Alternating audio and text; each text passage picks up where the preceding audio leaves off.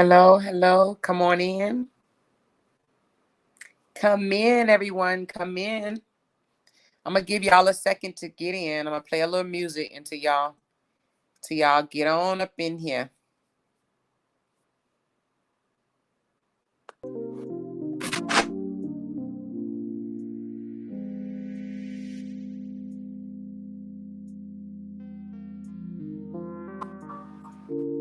Yes, come on in. Come on in.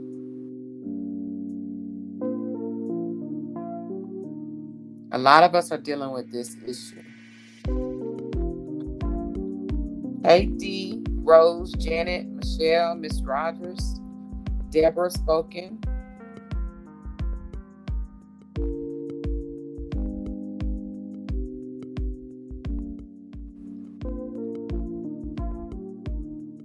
Hey, beautiful queen, Tinkers, Caravanda. I said it right? Carvanda. Carvo, Carvoda. Carvoda. Carvoda. Did I say that right? Carvoda? And Lexi.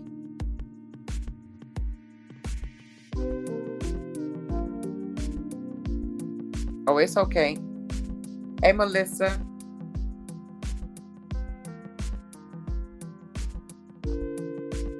Janet. Hey, Kim. I'm going to drop the link. I can't remember who it was. I think it was Catherine. Yeah, Catherine, and then we'll do D after Catherine. Can y'all hear me? Hey, Michelle, Marcy. Adore. I just adore your name. So I dropped the link. We have about 50 people in here. Hey, King Darius, Dorlisa, Tracy. Thank y'all for joining me. We want to get these stories out, y'all. We really want to get these stories out, There's no certain platform that we're going to use right now anyway for the childhood traumas. We just want to drop the link right now and allow people to come up. But I think it was Catherine that was speaking. So I dropped the link. And Catherine, if you're in here, we're going to take you first. And then we'll do D second. Hey, D, I see you in here. Tracy, Wanda. Bye, Felicia Irvin. I love it. Catherine Staten. Kimberly. If you're in here, Catherine, I dropped the link. You can just come on up. Hey, Natasha. Hey, Adria. Let me see who this is calling me from an unknown number. I have no idea who it is.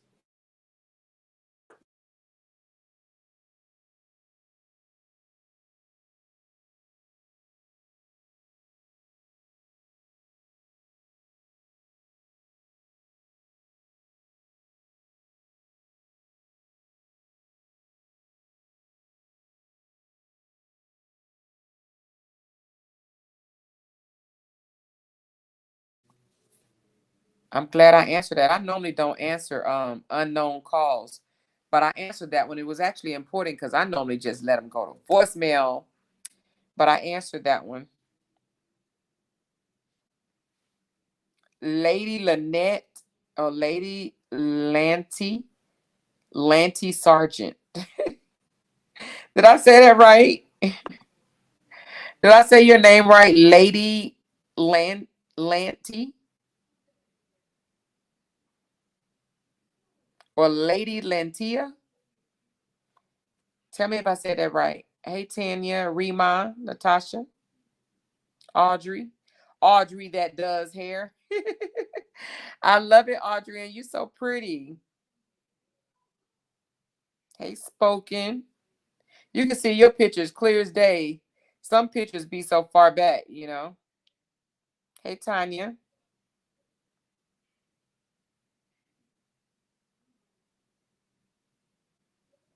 It'd be funny because they'd be like, all them on the other side are just so UGLY. Anyway, we ain't gonna talk about more. Hey, Joy. Hey, Gwen. You are so welcome. Hey, Lavette. Hey, D. Catherine, are you in here? Catherine, I have not seen Catherine come in yet. So I'm going to drop the link again. And D can come up, and Catherine, if when she come up. Oh, there she go. There she go. Okay, Catherine. Lady K, here we go. I just dropped the link. Let Lady K come first, and then D, you'll be second, if that's okay. Is that okay, D? On the childhood traumas, we're not going to have like a set, dress right dress. This is how we're going to do it. On the other ones, the toxic relationship, I kind of want that to be a little bit more structured. We may get the childhood trauma structured too, but for right now, we dropping the link and let anybody that want to come up and speak about your childhood trauma. Let's get it out, guys. Let's get it out. Let's talk about it. A lot of us are in the same shoes, so it ain't like it may be a few of us that's never had to endure some type of childhood trauma. And it's not just with your family member. It's not just with your mom and dad, how your mom and dad raised you. It could be whether you was bullied in school, by your neighbors, by your neighborhood friends, your neighborhood, some of the next door neighbor parents. Um, like I said, school, on the bus, the kids, the teachers, church. A lot of people got childhood traumas from church now. A lot of people got childhood traumas from church. So it's not just mommy and daddy. It could be your siblings. It could be your cousins. It could be your grandmama, you know? So a lot of us have dealt with childhood traumas that we just, it's okay to talk about. Let's talk about it. Talk about what you went through and how is it affecting your life today? What have you done to, help get over it or forgive and move on? We want to hear about it. Hey, Catherine, welcome back, lady. Hi. Hi. Okay. First of all, I do want to say thank you so much because this is a new topic that we're having about the childhood traumas. So I want everyone to feel comfortable enough to speak about what happened when they was a child and if it still affect them today or how they moved on from it as well, if that's okay. So I really don't have no set questions. You can just tell your story however you like. And I may chime in here and there if you don't mind.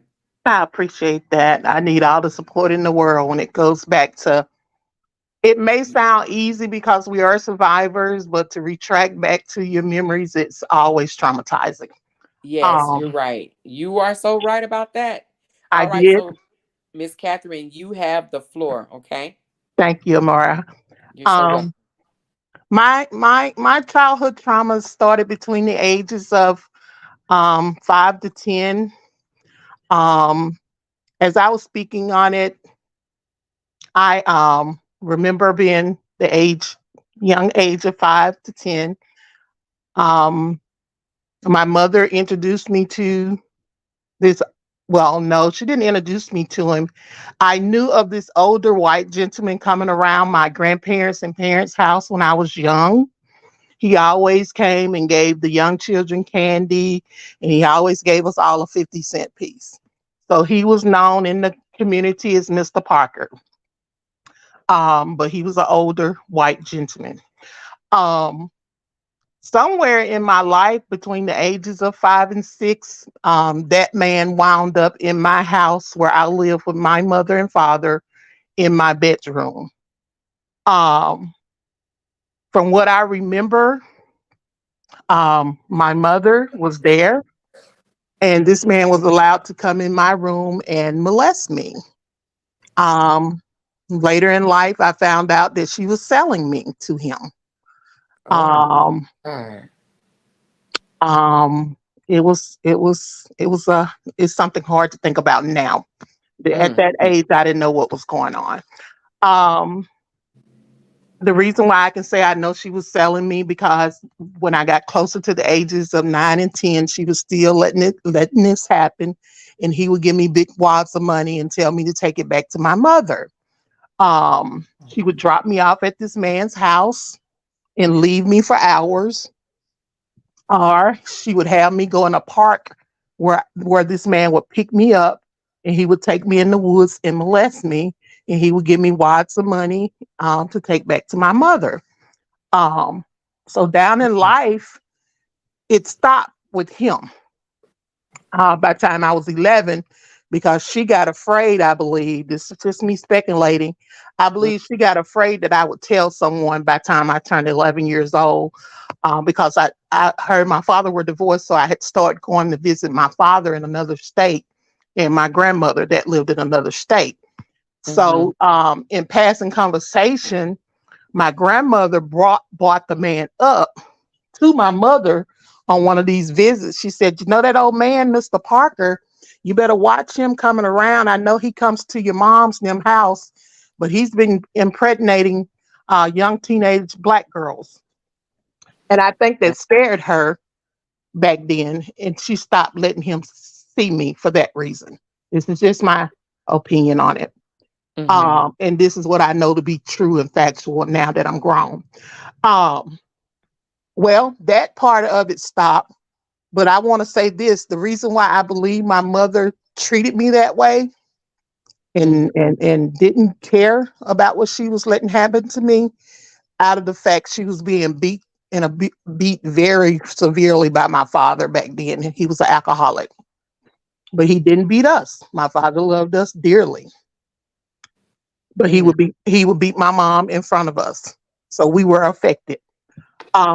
Why did she do that to me out of all her children? It was four of us then. Mm-hmm. And well, I was the only girl. I had four brothers. But why did she do that to me? I still pray to this day for that answer. Um, Moving on in life, after that happened to me, she always beat me. She always beat me. And she would beat me for any reason. She would leave me to babysit if the house wasn't clean when she got back. She would beat me if my brothers did something that they had no business. While she was gone, she would beat me, and she took all her frustration out on me, what my father did to her. And you know, it left a black space in my heart and in my mind growing up as a teenager. But I still did not know how to speak on it. I was in a very silent place with my mother because I was afraid of her. The beatings that I endured made me very, very, very afraid of her. I got whooped with fan belts. I got whooped with extension cords. I got beat with sticks. I got marks in my hands to this day, where she beat me with nails and a stick and cut my hand open. Oh, it was bad. Oh But my God. to this day, Amar, I still talk to that lady. I Did still, I still was talk to her. was Um, she on any drugs or anything? no, never drink a day of her life, never did drugs.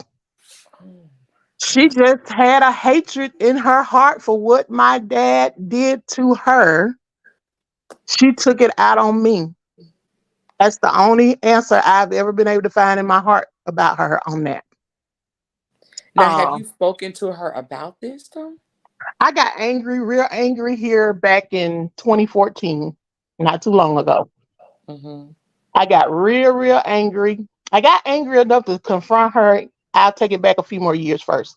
In 1998, she and I had kind of crossed words with each other on Mm-hmm. something that we didn't agree with, and she made me mad. And I said, "Yeah," I said I could go some, I said I could remind you of the things that you did to me when I was a kid, but I'm not going to do this to you today. So it was never spoken on from 1998 up until 2014. Well, in Okay. 2014, um, my mother too is a narcissistic. She has condescending ways, and she can manipulate anybody to believe anything because she's always had money and she's always lived a grand life. Okay. Mm-hmm.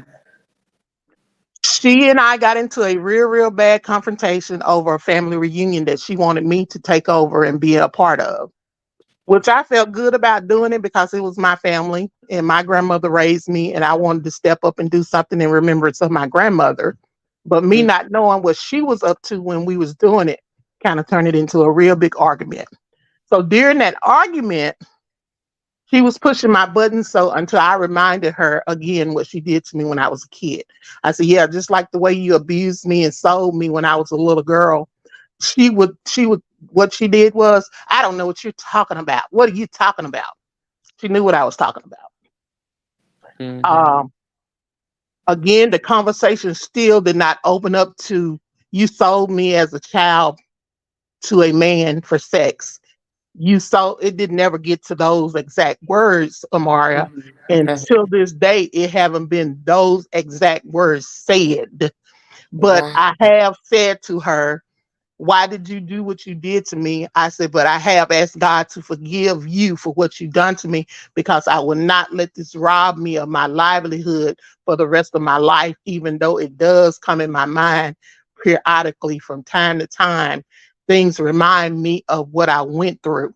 And then some of the conversations off your show, not to take away from it, was taking me back down that dark road. So I pulled away for a little while when you asked me earlier, where had I been? So Right. I'll come off just to save my sanity. Oh, So, okay, gotcha. but what I did do, Amara, growing up, I became very promiscuous. I became I thought my body meant nothing to me. Food was my healer. I turned to food and I became obese. Mm-hmm. Even though I came from a large lineage of people, I was gonna be a big girl anyway, but still food became my medicine. And Right. to this day, I battle with my weight because it's an up and down battle for me. Okay. Um, Someone's trying to call. Hold on one second. Okay.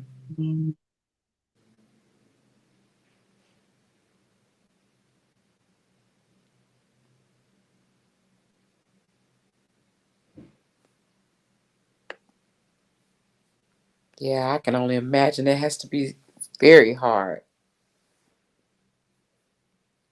I think I would have confronted her though.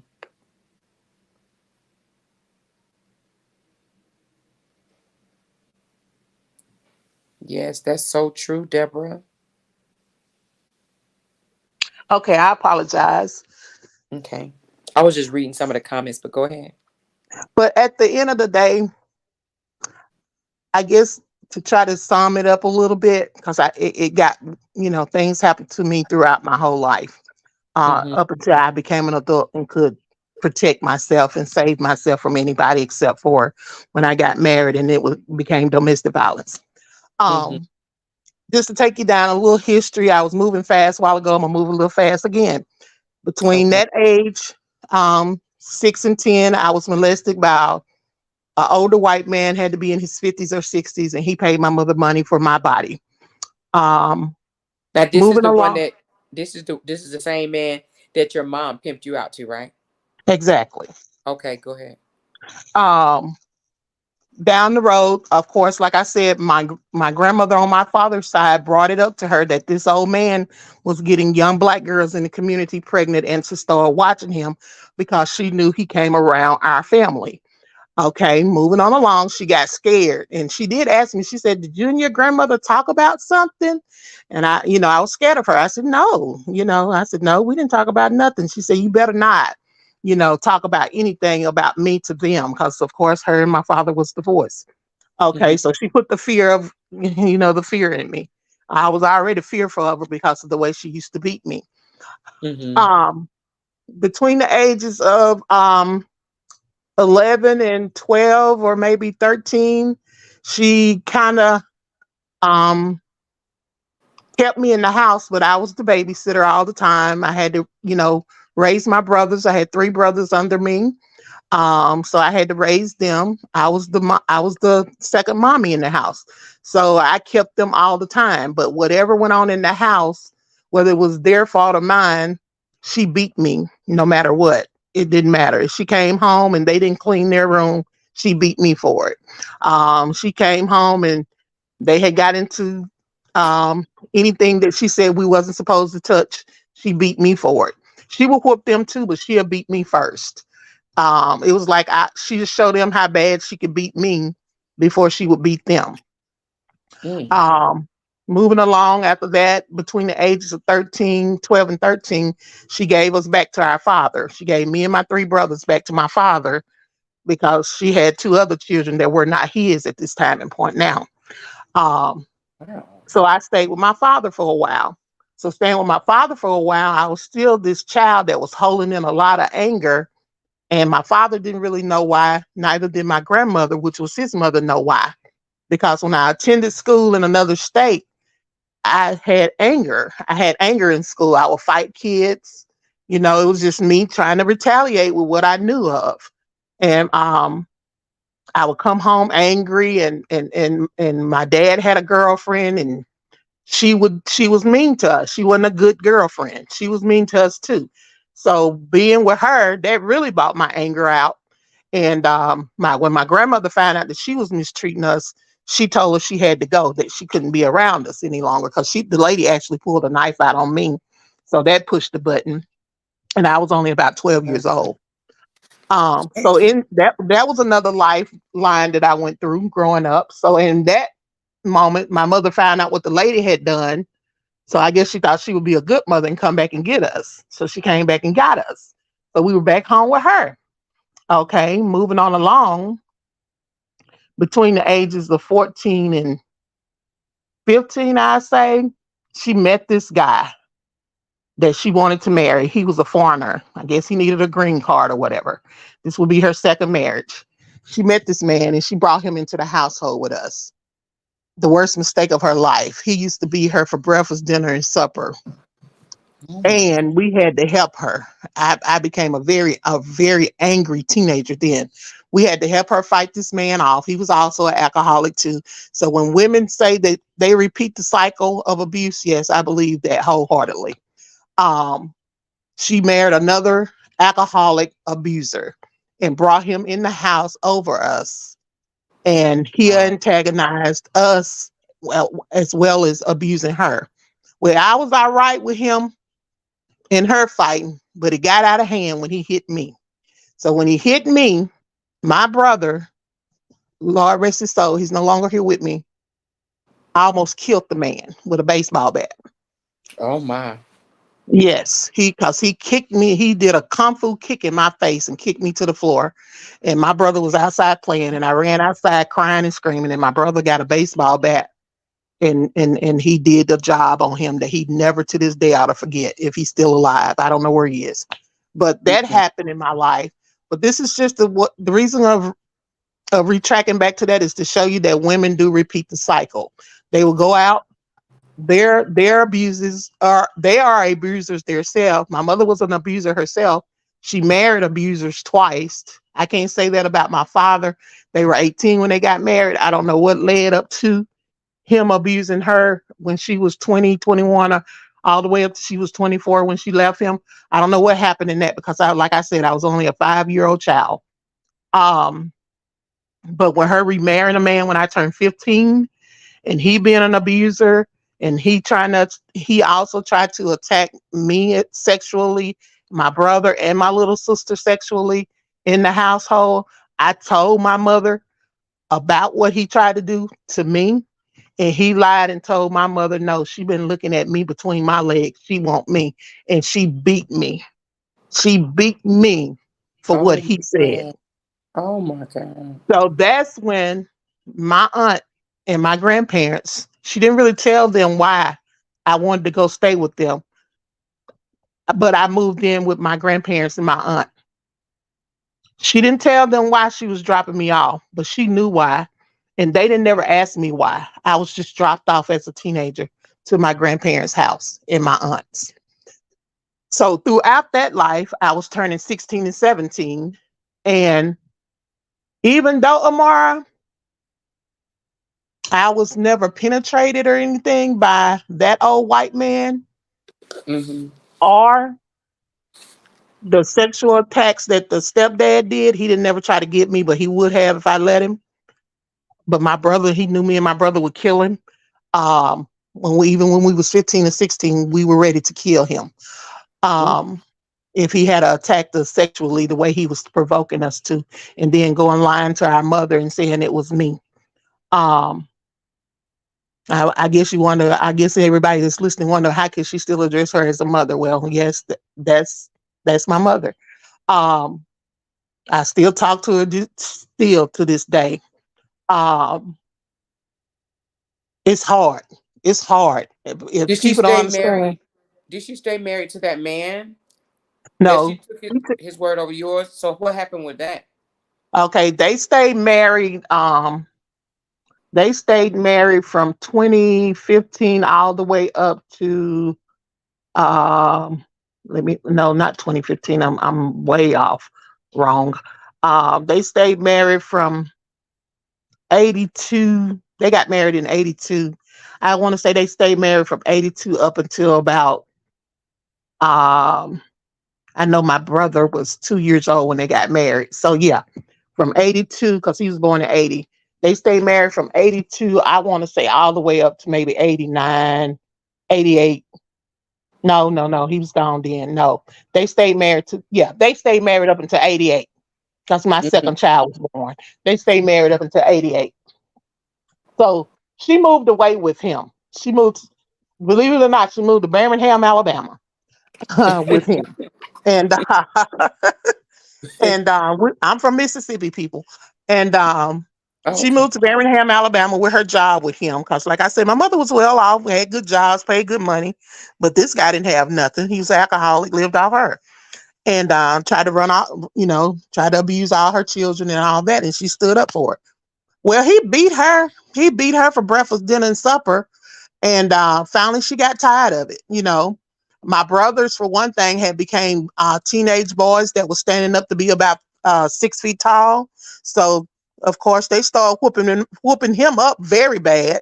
So he had no choice but to leave. Mm. Okay, because these were the two knee baby brothers. Me and my older brother was grown and out the house. Now we done left her. Um, but I retract back to when I was fifth, from the age of 16 and 17, I lived with my grandparents. She brought me back to her house when I turned 18 because my grandparents were older. My aunt, she was raising her own kids, and they felt like I was gonna get out of hand because I was. I'm not gonna lie. I was starting to leave her house at nighttime and trying to go party and be with my friends and coming home when I want to.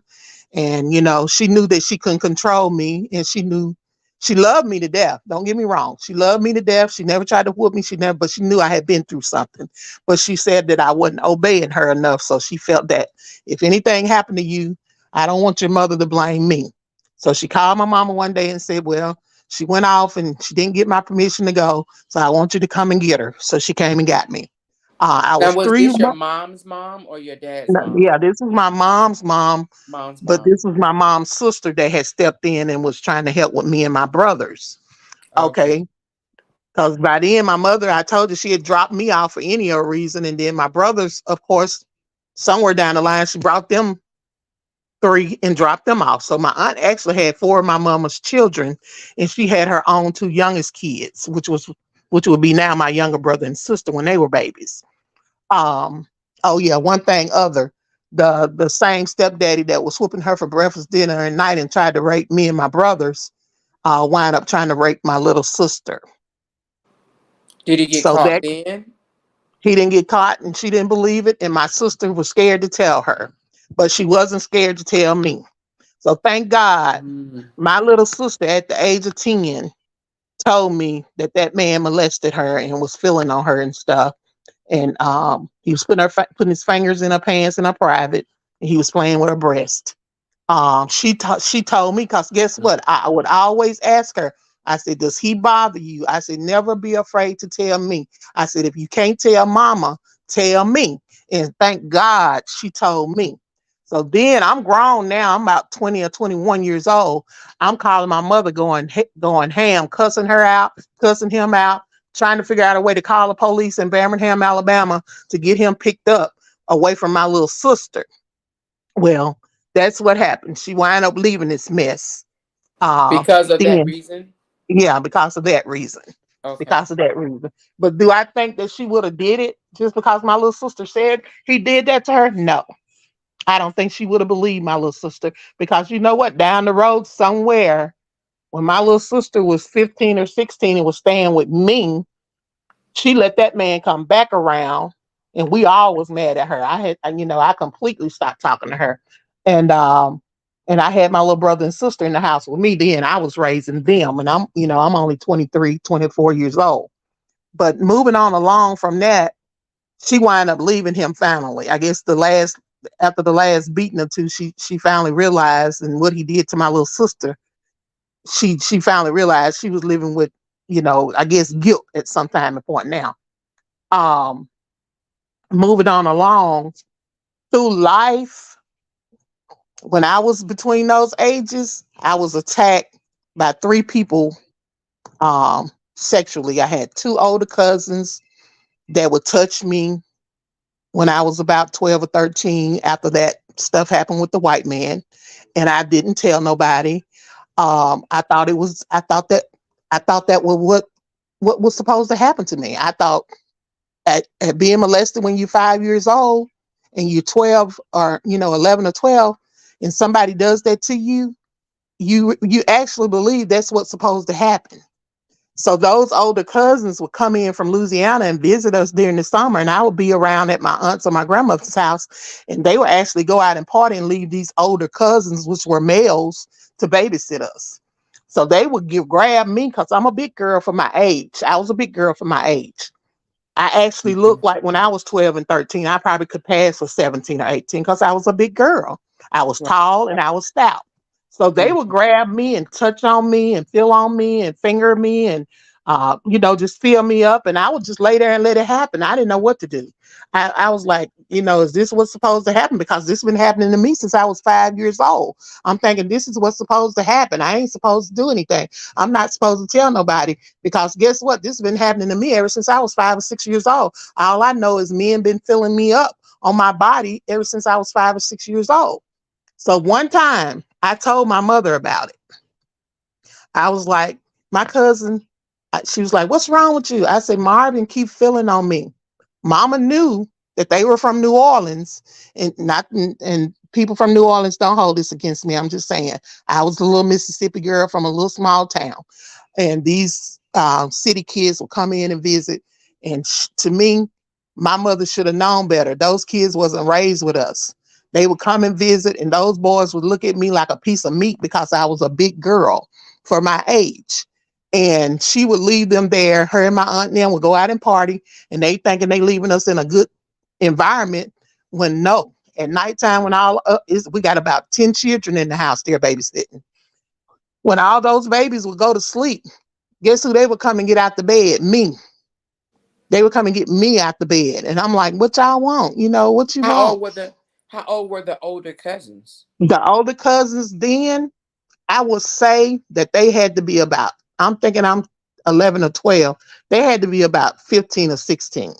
They were big Oh, they boys. they knew what they were doing. Okay. They knew what they were doing. They were big boys, but they wasn't grown, but they were big boys. Right. Right. So, because and maybe they were 17 or 18, because I remember one telling me, just lay here beside me. I'm not going to hurt you. I'm not going to hurt you. I promise you I'm not. I just want to just touch you. So I don't know. He knew Mm. enough to say that. And I Right. remember this to this day.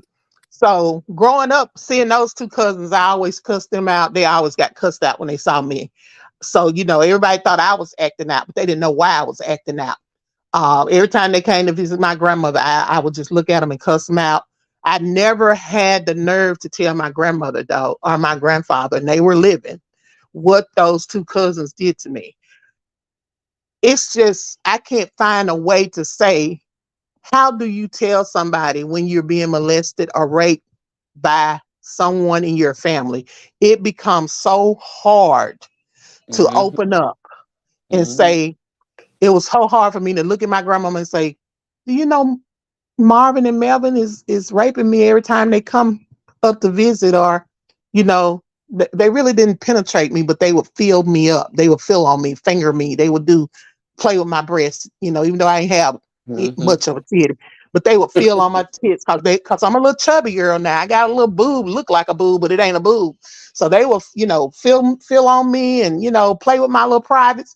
And I'm thinking, this, and again, this goes back to my mindset, Amaria, 5 and 6 years old, being molested by an older white man. I'm thinking this is what somebody is supposed to do to me. I'm thinking, well, this is what they're supposed to do to me, I guess. I'm not able to think that this is not normal. Okay. So by the time I'm turning 17 and 18, I'm realizing that shit wasn't normal. Wasn't nobody supposed to let that shit happen to me. My mama wasn't supposed to sell me to no white man. My cousin wasn't Right. supposed to molest me. So now I'm getting angry. Now I'm Right. ready to fight. Now Mm. I'm fighting everything that come towards me, and I done turned into this real bad kid in school. Whereas I'm making good grades, but I'm fighting every day in school. I'm going off on people. Um, I'm wanting to be with boys, but couldn't be with boys because I thought I wanted a boyfriend. But then when I would look at them, I would feel disgusted about boyfriends. But nothing never entered in my mind of being wanting to, be with a woman. But at the same time, I did want to be with a boy. I was like, I know I need, boys would come to me and say, you want to be my girlfriend? And I would think that I would want to be their girlfriend. But then I look at them in disgust. I'm like, you ain't finna touch on me like that. You ain't finna do nothing to me like that, because I had a remembrance of what happened to me. And it became an angry remembrance. So down the road, moving on along, my mother brought me back to her home when I was 18. That same man, the stepdaddy, like I said, came back in the picture. She let him come back into the household with her, and he kicked me in my face when I was 18 years old. And my brother like to halfway killed him with a baseball bat. Mm. So with that being said, that's when I moved out of my mother's house to this day and never been back. I moved out of my mother's house at the age of 18 and never looked back to this day. I married a man in the city where she had moved to when I was 21. I stayed with him for 11 years. What I thought was love from him was not love either. He was a narcissistic. He was very abusive. He was very manipulative. He was very jealous. He was very controlling.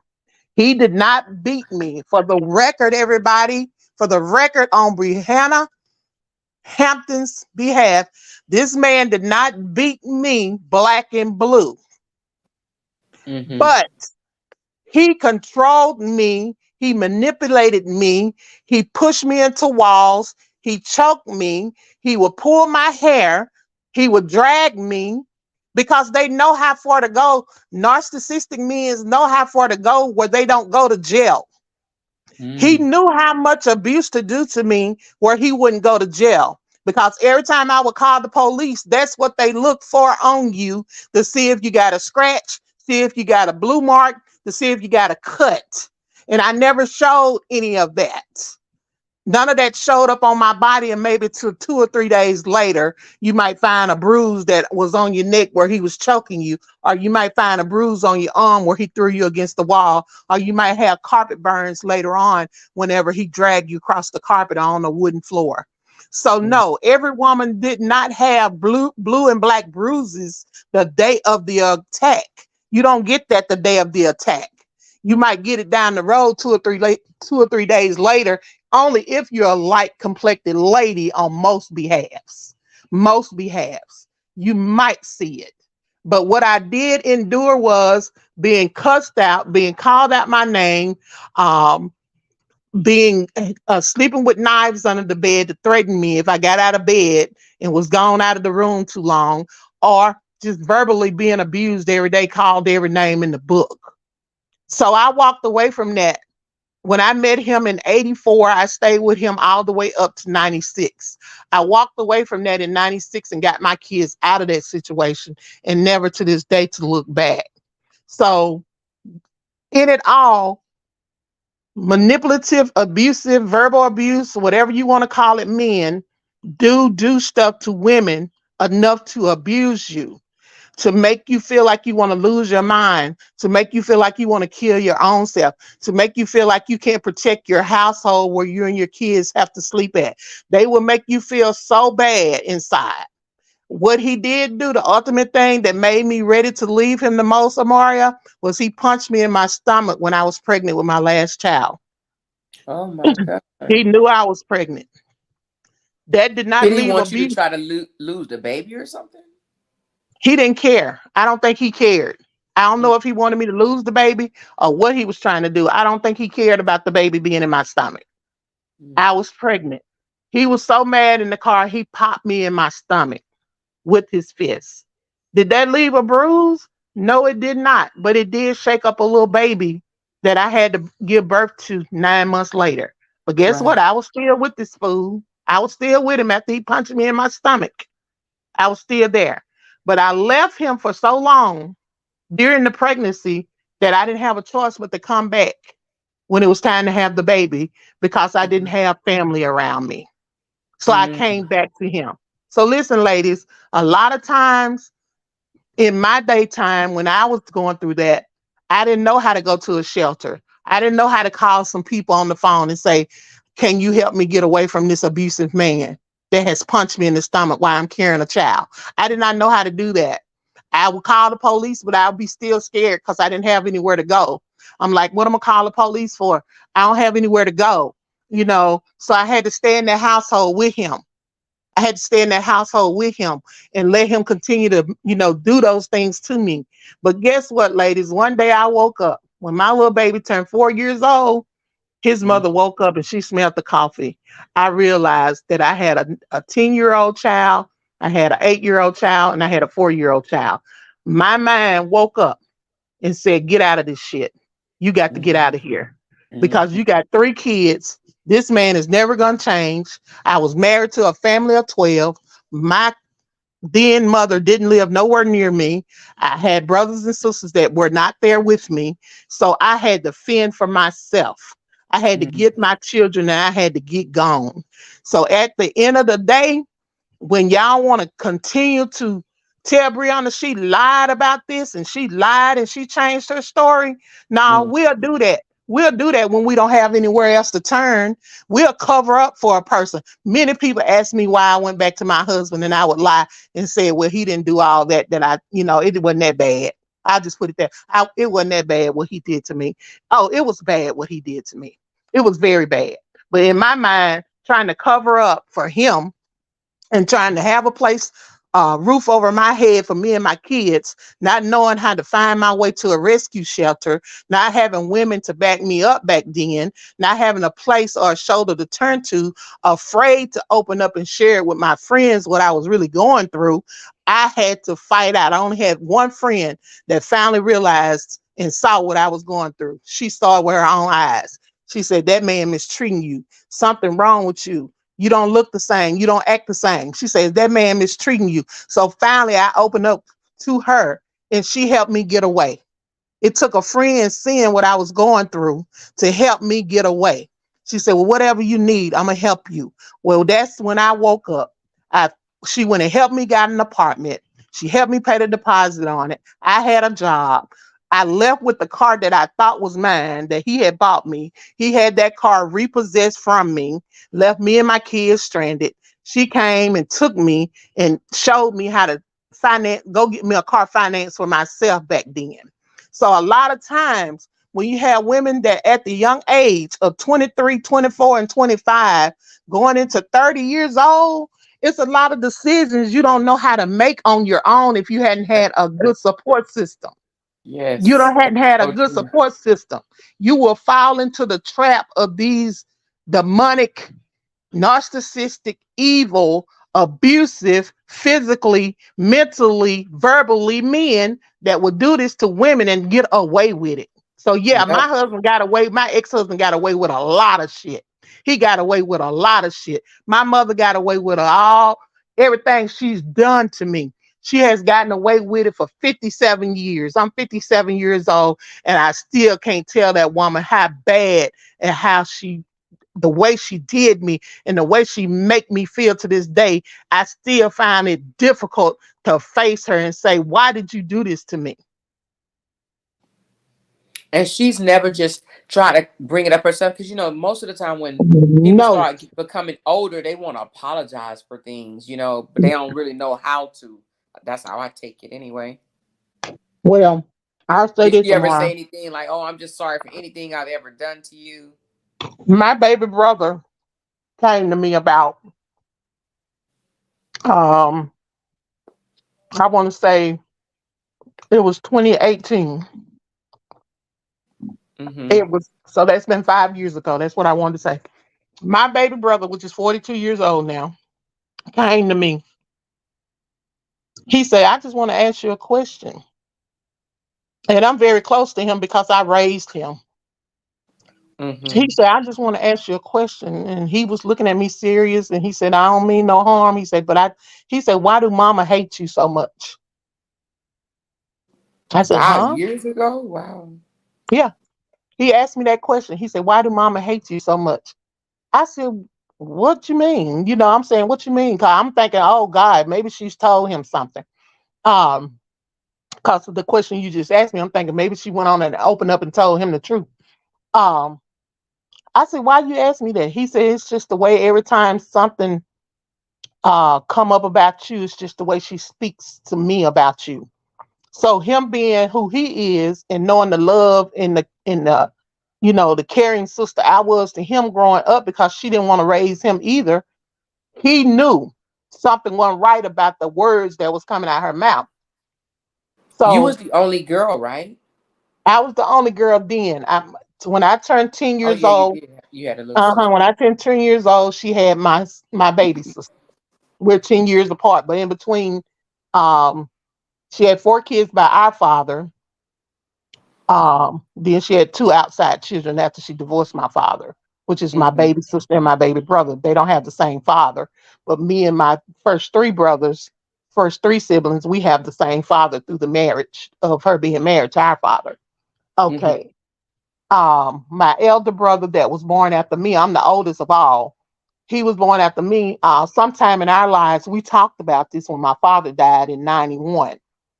Mm-hmm. We opened up and talked about a lot of the hurt and pains that we endured. I guess my father's death brought on a lot of hurt and pain to us because that was like we done lost the one thing that we thought loved us the most was our dad. And I Right. think it opened up a door, and me and my brother actually talked about it. And he did not know, even with us being 2 years apart, he did not know that my mother was selling me to that white man when I was a little girl because he's 2 years younger than me.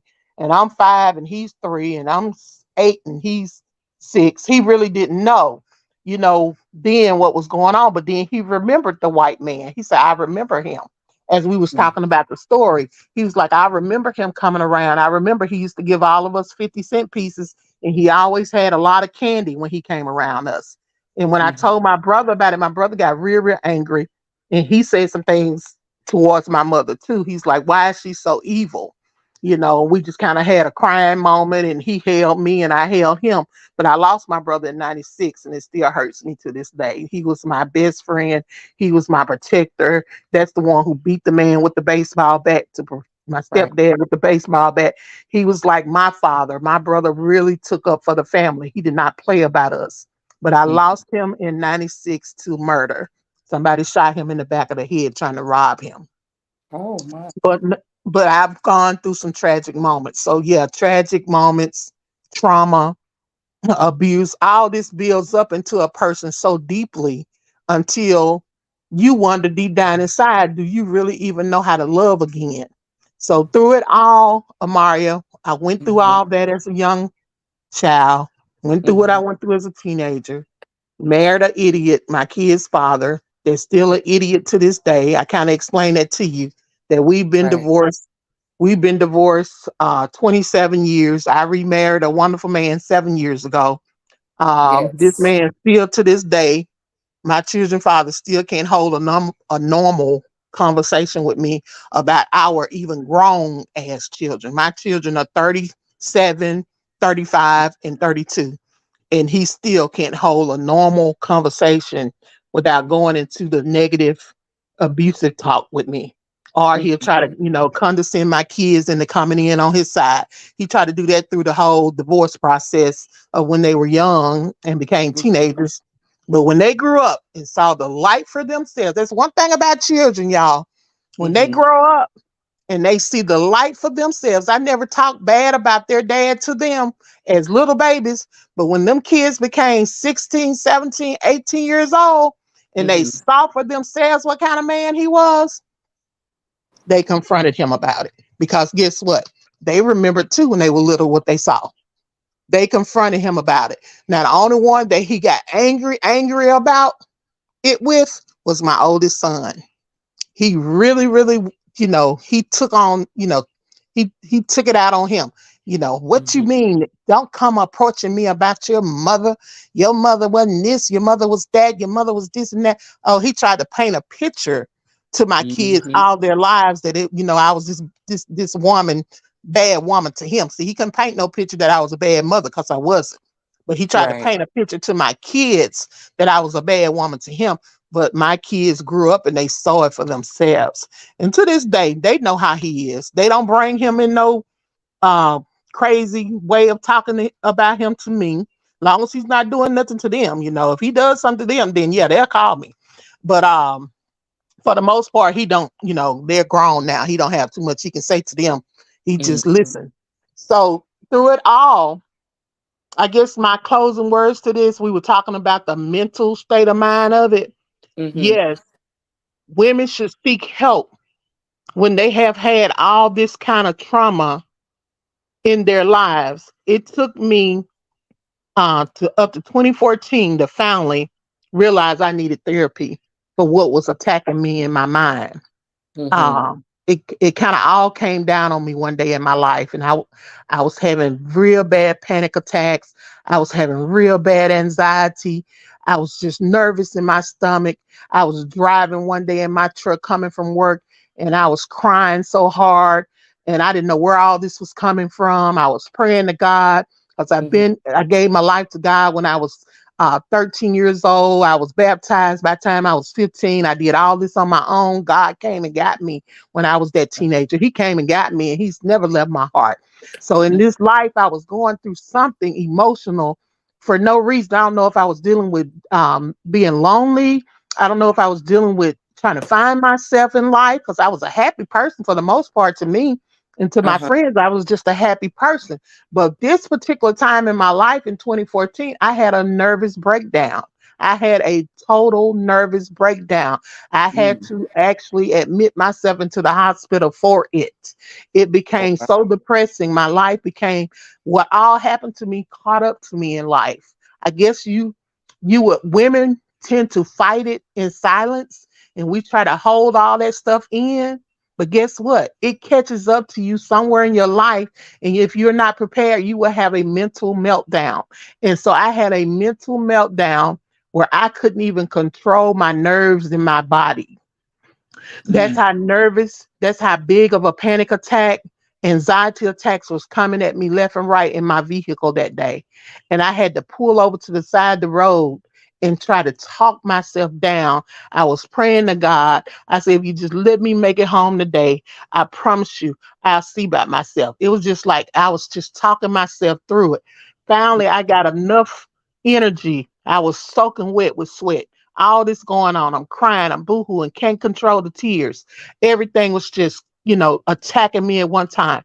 I didn't know what to think, but thank God I knew about praying. I was just praying to God, if you just let me make it to my house. So I made it home, Amoria. When I Mhm. got home, I called my daughter. I said, baby, just take your mama to the hospital. I just need to go to the doctor. She dropped me Mhm. off at the hospital, and she was wondering why those sweet little nurses came back out and told her, here, we're gonna need you to take your mama purse and your mama car, and we'll call you whenever she's in her room. But right now, you can't go in the room with her. She didn't Mhm. understand that they was admitting me in to The the hospital. depression ward for Oh. my because I felt so depressed. So I went to the floor where they took depressed people, and they thought I wanted to kill myself, but I didn't want to kill myself. I wanted to live, but I wanted that pain gone. So with that being said, I stayed in that hospital for 2 days. When I Mhm. walked out of that hospital, they gave me a number. They said, Miss Cat, we want you to call this office right here, and we want you to start going to seek therapy for what you're going through. When Mhm. I tell you, Amaria, when I went through that therapy for a good year or two, and I loved it, I was able to open up and pour out that 5-year old little baby on the table to a complete Yeah. stranger. I Yeah. was able to open up about all my hurts and pains, about Mm. everything I had endured from the time I was even 5 up until whatever age I was when I was in 2020, 2014. I pulled it all out. And when I tell you the woman that I am today, Mm-hmm. baby, I'm a strong, powerful black woman. And I Yep. walk in my truth and I Mm-hmm. walk in what I know. And I believe what God did for me, He'll do it for Brianna. He'll do it for you. He'll do it for anybody else that had endured something. So when these women sit at this table and they want to sit over there on the other side and not know that they have endured these pains too, because you can tell they Yep. have because they don't know how to Yep. talk to you first and foremost. Because if you talk to me the right way, I don't care who you are. I'm gonna talk to you and listen to you, and I'm gonna talk to you with great deal of respect. But if you come off the table acting like you're an abusive woman that's done been abused, because that's the only way you become an abusive woman. You had to be either abused by your parents or you've been abused by a man. Somebody taught you how to be hateful like that. That is not something you're born with. You Mm. went through something. For those women to be that hateful towards one young lady They just because learned it she's on from. a public platform, there has to be something that they went through in their life to cause them to talk the way they talk and say the things they say. And like you say, who sits around and talk about the way somebody's hair looks? Who sits around and talk about the way somebody's feet Mm-hmm. look? Who sits around and body shame people like that? But if you come Mm-hmm. at me and you're being a devil, I don't care what name I call you. I use all the Mm-hmm. tactics I got to attack you. If you Mm-hmm. coming at me the way that they were coming for you, calling you a Mm-hmm. different name, calling you out Mm-hmm. your name, calling Brianna Mm-hmm. out her name, they probably done called me out my name on this platform because, like I said, I have a flip mouth and I have had to straighten some. But if you don't realize that you are a woman that has gone through this, Mm-hmm. instead of you being a part of the situation to resolve it, you become a part of it to make it worse. They Mm-hmm. are abusers too. They study want to abuse this young lady. They study, and that's why I could never walk Yes. away from this. I said, Mm. why do they continue when they don't even realize that they're representing the abuse that they are going through or have gone through? Yes. Because there's no Yes. way I could talk to Brianna that way. I done looked into Brianna's Whatsoever. eyes. I done looked into her situation.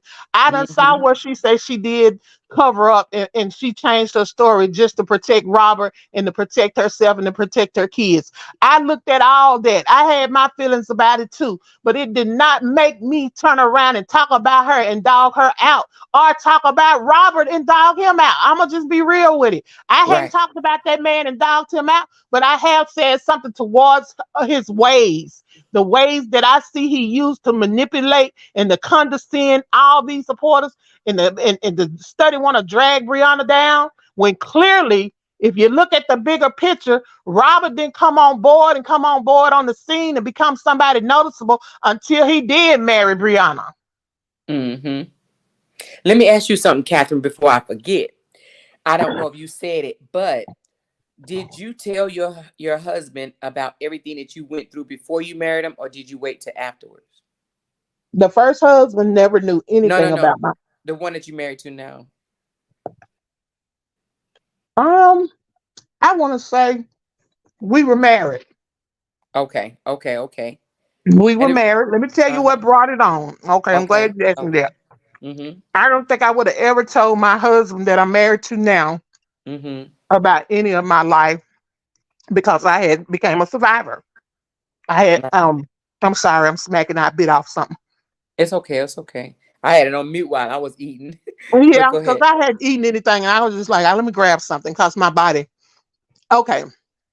I didn't tell my husband that I'm married to about any of my childhood traumas, Mm-hmm. anything. He knew that I divorced my children's father, Mm-hmm. but going through therapy taught me that you don't always bring all that into your relationship Right, right, right. while you're dating and getting to know each other. So I knew that was a no-no because my therapist had taught me that. She Mm-hmm. said, because some men will take what you've gone through And use it and against you. use it back on you. So I knew Right, that was a right. no-no. Then I was very spiritual inclined. I had studied on a real powerful woman of God, and she put a lot into my spirit about that as well, because she was a survivor too. So she taught me a lot coming under her teachings of what not to say to a man. Cause for a moment there, I was celibate and I believed that I was I was into the church. I said I wanted to be a good woman Mm-hmm. and set myself aside and find myself again. I didn't set myself aside to not want a man. I set Right. myself aside to find self-love and to Mm-hmm. be there for my children and be a better mother and be a Mm-hmm. better housekeeper for my own home first. So that's what I became. I became that woman that walked into my own authority first before God Right. ever let me find and see that there was a man for me. And my husband found me. I didn't Mm-hmm. found him. He found me. So I did not tell him about it. But down the road, after we got married, I Mm-hmm. kind of told him about what I said, he said that, he had to see the children's father. My children love love their stepdad, which they call him Pops. So he ain't never been stepdad, he just Pops. So they Mm-hmm. call him Pops. They love Pops. They know he's a good man. Mm-hmm. So down the road there, it would be times where we come to my daughter's house and her father would be there. So eventually I told my husband, I said, "That's my ex-husband right there." I said, "That's the children's father. I only have three. That's their father." And he was like, "Okay." So my husband is a polite man. He gonna speak to you whether you speak back. He'll say, "Hey, how you doing?" and keep on walking. He gonna get his out. "Hey, how you Okay. doing?"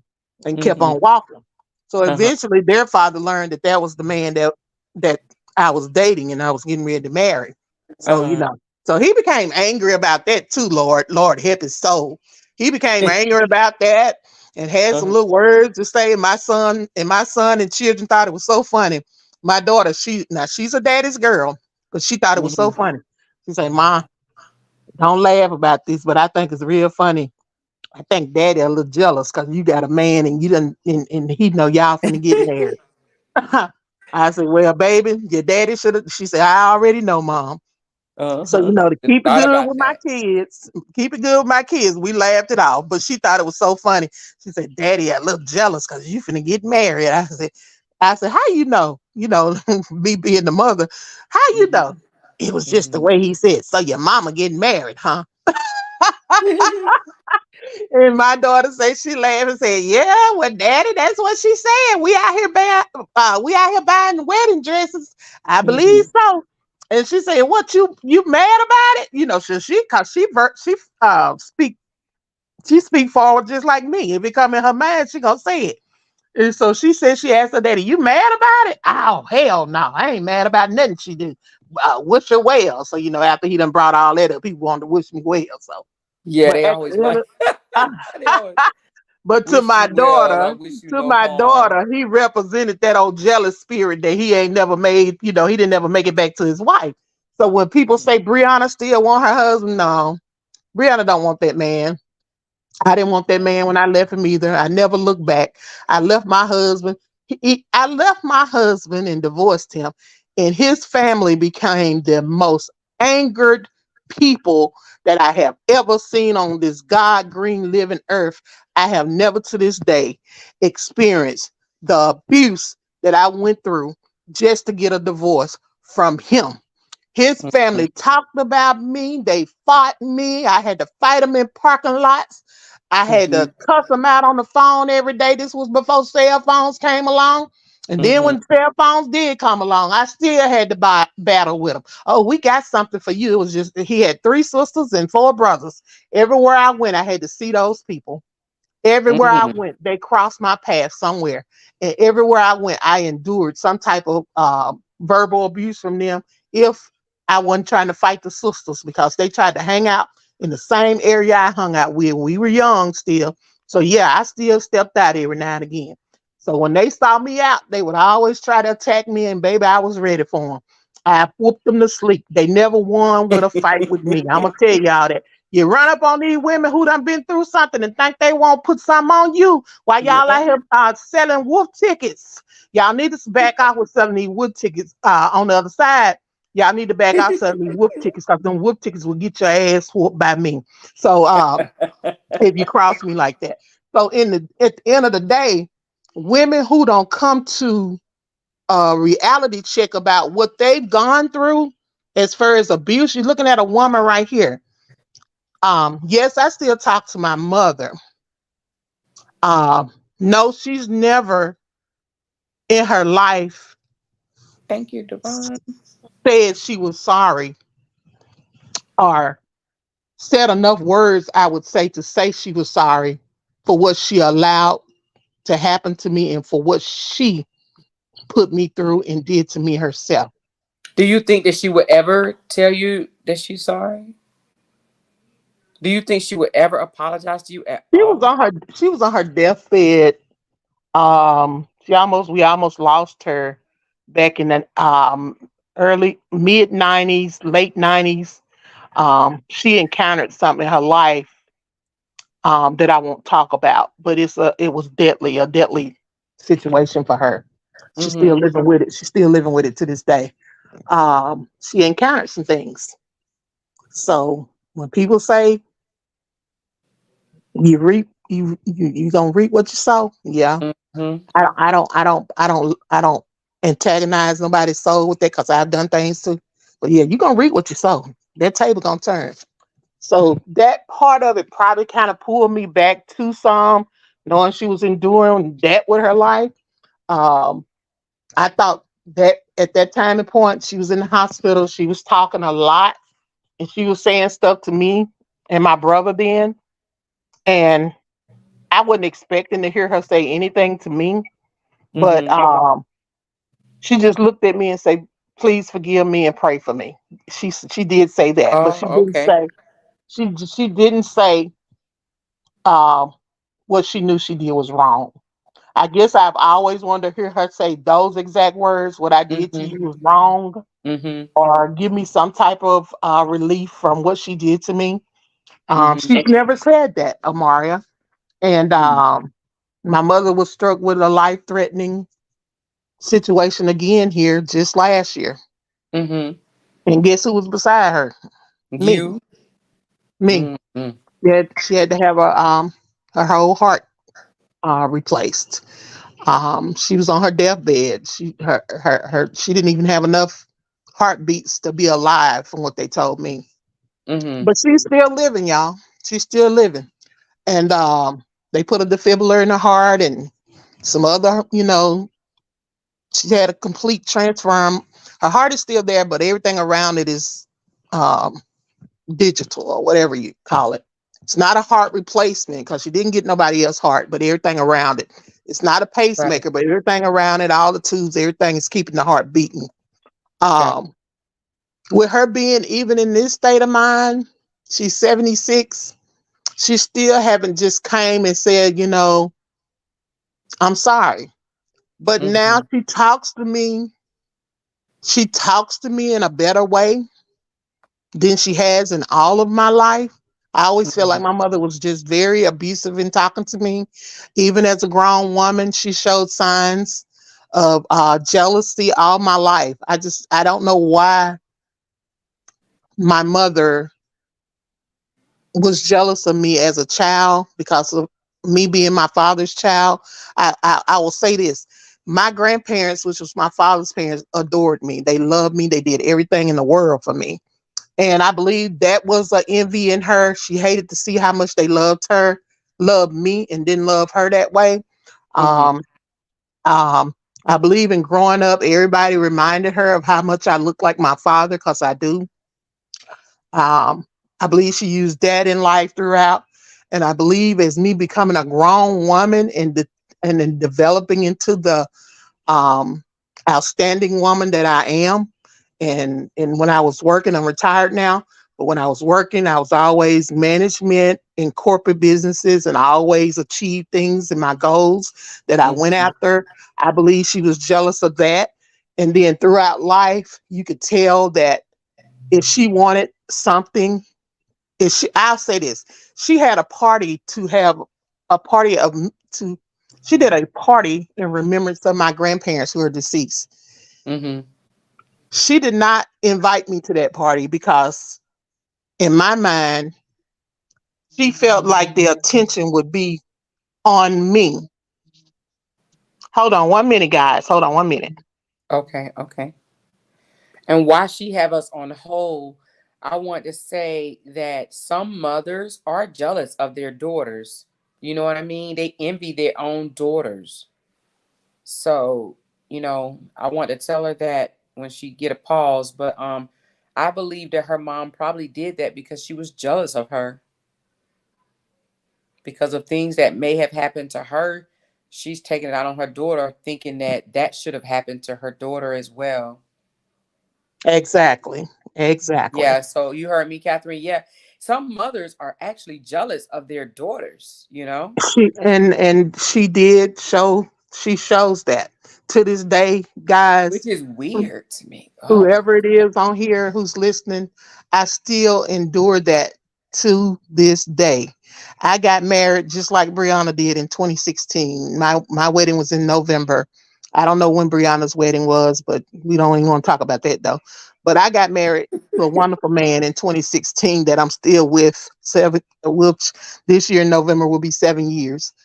mm-hmm. My mother, I still let this lady come to my wedding. When she came to, she didn't live in the same city I lived in. She came a day early to get her hotel room and set up everything so she'll be ready for this wedding, because I told her I did want her to walk me down the aisle, considering this is the type of heart I have. All that she did to me throughout my life, I still wanted her to walk me down the aisle. Um, Do you think that I wouldn't say chase, but you have wanted that love and validation from your oh mom, and my that's why you're God. still kind of Oh my talking gosh. to her Yes. and mm. Yes. I have But have longed your for that. counselor told you that that may never happen? You may never get her validation, and you got to be okay with that. Yes, she did. And that's why I accept it to this day that I'm okay with that. I know, a Yeah, matter of fact, I know I never get that from her. yeah. And to say that she don't know how to give it would be a lie, because she does. Gave it to your brothers or to somebody. She gave it to my brothers. But let me tell you something, and I think I speak for everybody in this room. You don't forget the pain that you caused someone else. You don't forget that, No, you don't. especially that type of pain. So I know she knows, just like any other abuser. They know when they cause you pain. Trust me, it keeps them up at night. Not maybe not every night, but when they toss and turn here and there, they think about it. Dang, I really hurt this individual. Now, most decent people, and no disrespect to your mom, because I know you said she's still in your life, but most decent people, because that pain, that pain that you cause someone else, that hurt that you cause someone else, eats at you and eats at you and eats at you. Most decent people would come back and be like, you know what? I got something on my mind that I really need to get off. I know that I hurt you, real bad or whatnot. And I need to say, I'm sorry. Men do it, women do it, like people, decent people do it. She's never been able to do that. That's what I Out of, used to say when the first thing came out about Brianna and Robert. I used to, when I first heard about narcissism, I started thinking, dang, was I married to a narcissist? So I started saying, oh, he was a narcissist, he was a narcissist, he was a narcissist. But then I had to stop and think, and I was like, you know what? He wasn't a narcissist, because this man has apologized numerous a times. Every time he see me or talk to me on the phone, he's apologizing.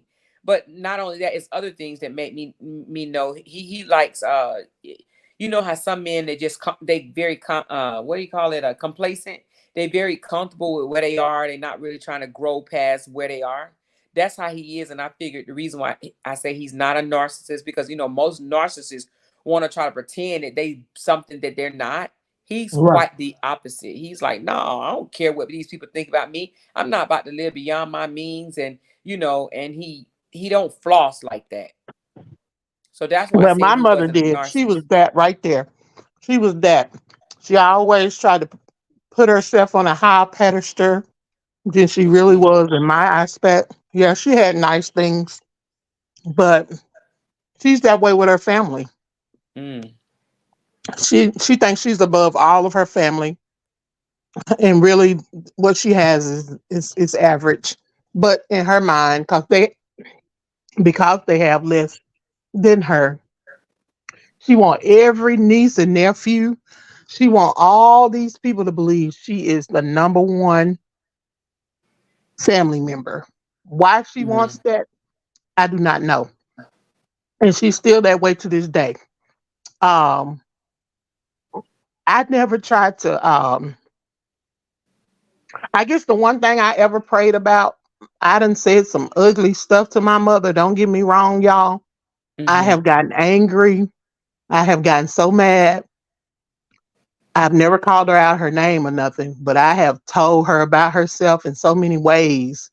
But I have never, I guess, found the words to say, why did you sell me to a white man as a child between the ages of 5 to 10 years old? Why? I could never in my mind. I guess that's the one thing I feel like would take me out of here if I just let it out. I don't know. It's still a fear in me Well, when it comes. do you forgive her? Because if you forgive her, then it's not even a. Well, let me see. How can I say that? Well, What I wanted to say. I forgave her of it, and I feel like I can live my life peacefully Uh huh. because I know who I am and I know my value and I know my worth. That goes a long way with me. Um, can I do some things better in my life for myself? Of course, but my value that I know that I have for myself, I have a great deal of high respect for myself, Amoria. Um, I know my worth. And Um, I don't know if I would want to know why she did it. And the reason being is because I gotta share this with you right quick. I know this is your story, but so I asked my biological parents before why did they give us up at 2? They blamed each other and it pissed me off even more. It made me more right, mad. So she's right. gonna give you an excuse that may not be the truth, that's gonna even make cause you to Hmm. become angrier. So or And hurtful, more hurt, I agree. so I don't know if I would like right now where I am, because I asked her that back in when I was in my 20s. I asked her, why y'all give me up when I was 2? She said it was your dad because your dad blah blah blah blah blah, and he said it was your mom because your mom was blah blah blah blah blah blah. And at 20, I broke down, I cried. I was so upset, hurt. Now at 50, I wouldn't ask that because I wouldn't want to hear the excuses.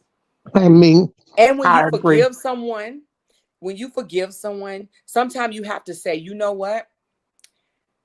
I'm going to close this book right here. I don't want to know why. I don't want you to provide me no closure because I'm going to Exactly. close it myself. And Meaning that's what I did.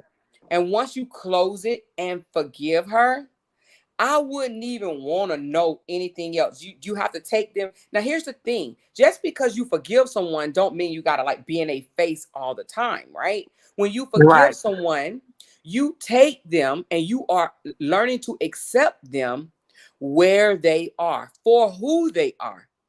Do you And understand what I'm that's why saying? I can live with it because she looks at me now and she know I know and she see how well my life has continued to be and she can't touch that. She can't touch anything after that 18-year-old girl left her house. She Mm-hmm. has not been able to touch none of this beautiful life that I have had, you know, coming Yep. into where I am now, fixing to be a 57-year-old woman. My Mm-hmm. mother actually tried to talk to me like I'm her mother nowadays. Oh, she So, think you know more. uh-huh, of course she knows that I do. And she knows that I know who she is. And she knows that I know what she embellished in her heart. Because Mm-hmm. unlike me, unlike her, I'm very loving and caring. And I'm very supportive. And I'm going to be there for anyone that I see is being hurt. Mm-hmm. Unlike her, to me, she didn't care. She didn't care if someone was hurting in her mind. That was some type of payback. But she forgot though that her hurts had to come. And don't look ugly on me, y'all, when I say this.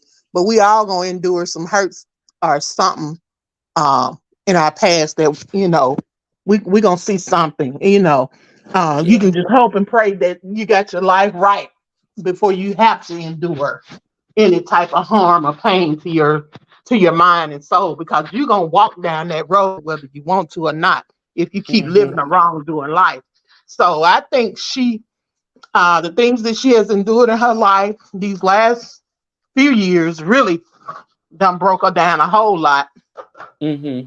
So that's why she come to me very humbly now, because she know that in these last days she's beginning to be an older woman, and she's suffering from ailments.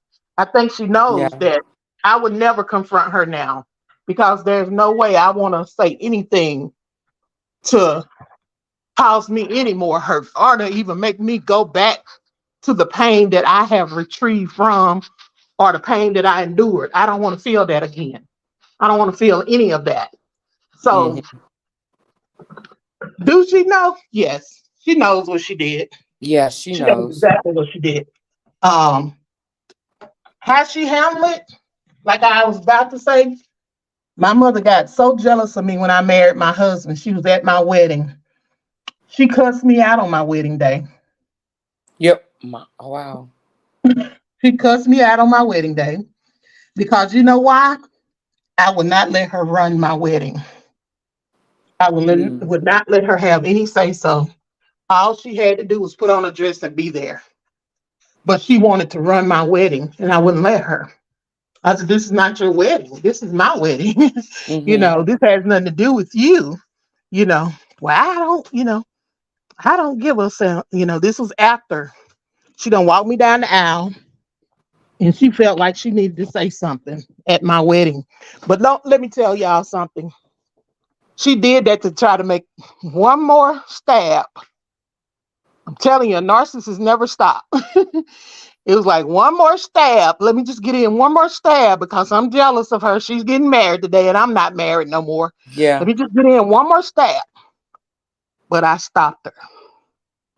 I said, Yeah. You're not gonna treat me like this on my MF wedding day. You can just go. You can just go. Mm-hmm. And that's what she did. But before she left, she made sure she would have made a big old scene with my uncles and aunts that was there, which was her brothers Mm-hmm. and their wives. I'm finna leave. She don't want me here. I'm gonna leave. So they didn't look at me and say nothing because they knew better. And I didn't look at her. All I know, I saw her walking her butt on out the door and she was gone. What happened with that situation was we didn't speak for months and months down the road. But then she picked up the phone and she'll call like she ain't done nothing. That's how Mm-hmm. my mother is. She'll pick up the phone like she hasn't done nothing. And she'll call you. And Mm. you being me being who I am, I always just fall back into listening at what she have to say. I can't Mm-hmm. control that part. I don't know why that part is in me to always listen to what she has to say. Again, I don't know if it's because back then when she did all this stuff to us, we had no one to run to because she moved us around like hotcakes. She never kept, I moved around. I probably was in about 10 different schools growing up. I did not have a stable childhood.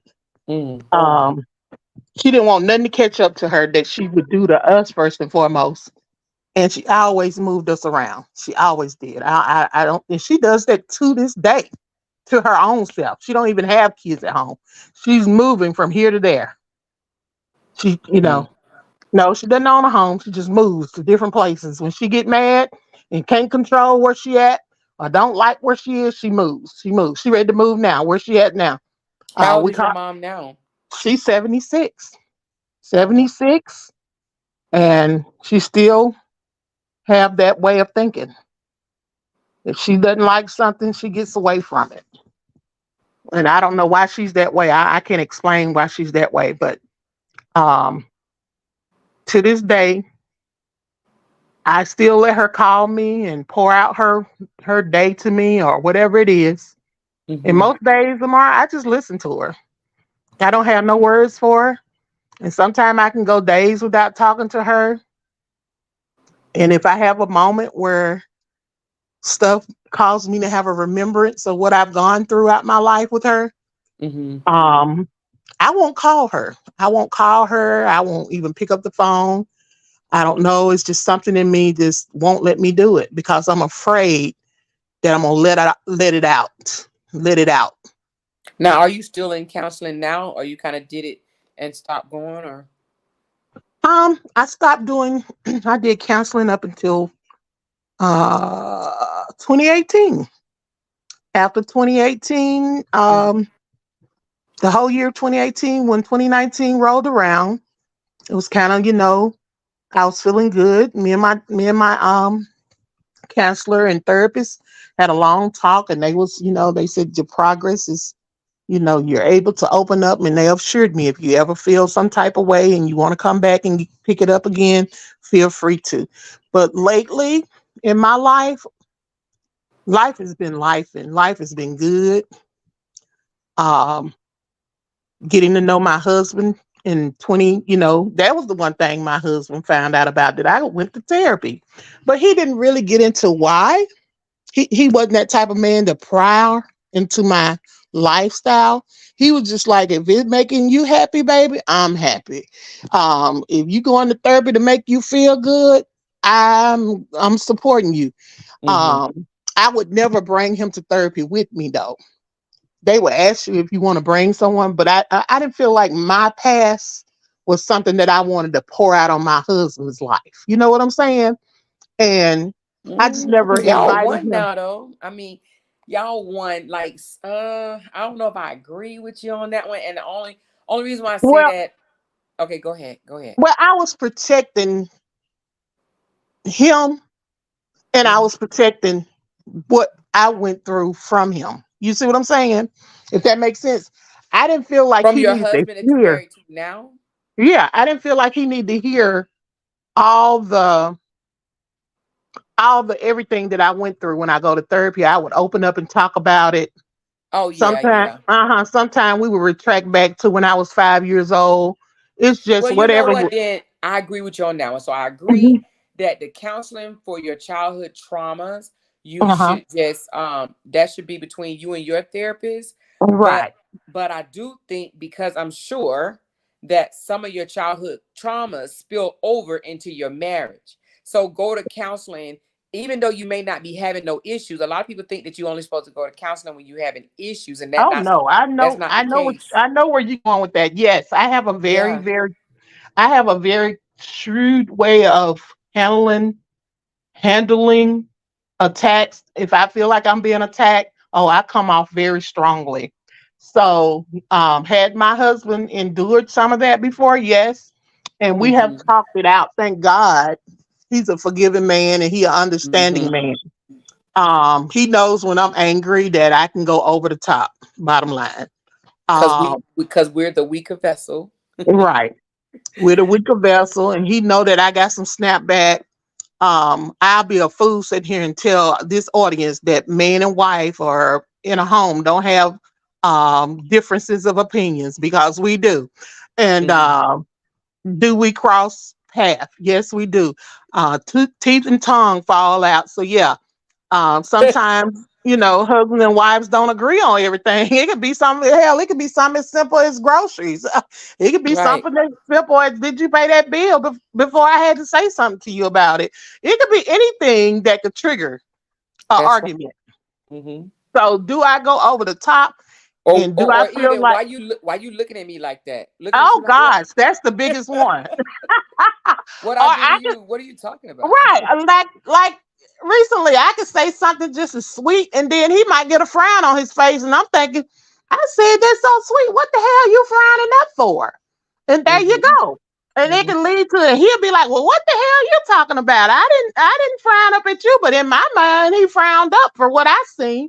And it can lead to the Right. biggest little spat. But at the end of the day, we come back around. He understand I have my moments, and he has his sometimes. So yeah, Right.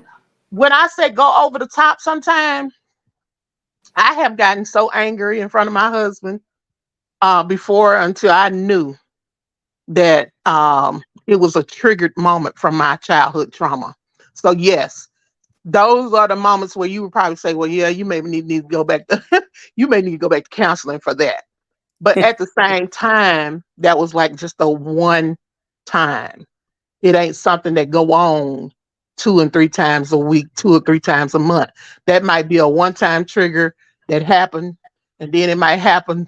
It may happen again out of 6 years. I think I've had some blast out moments maybe 3 or 4 times. That's out of 6 years. But Yeah. it was because of something that I thought he should have did or didn't do. Um, Yeah, a lot of people don't realize that your childhood traumas will, and I do mean will, affect your relationship if you don't get intact with it. If you don't get ahead of it, it will. It's not if, it will affect your relationship. yes, it does. Whether it causes you to trust less, don't trust at all, pop off, fear of abandonment, like make you run sometime, make you give up, throw the towel in quickly, it will affect your relationship. And my So, husband is a very humble guy. mhm, We're totally different. He's very humble. I'm the feisty one. He's the humble one. So I guess we mhm, we balance each other. So where he yeah, won't pick up an argument and protect something that I feel need to be protected, oh, I'm mhm, coming in like a whirlwind. I'm coming all full force. Because guess yeah, what? That's a learned spirit. That's a learned reaction. I learned how yeah. to protect myself through coming in with a fierce reaction. So then I probably get mad at my husband. Why didn't you speak up for yourself? Why didn't you? And it can lead up to him saying, "Why are you talking to me like I'm a child?"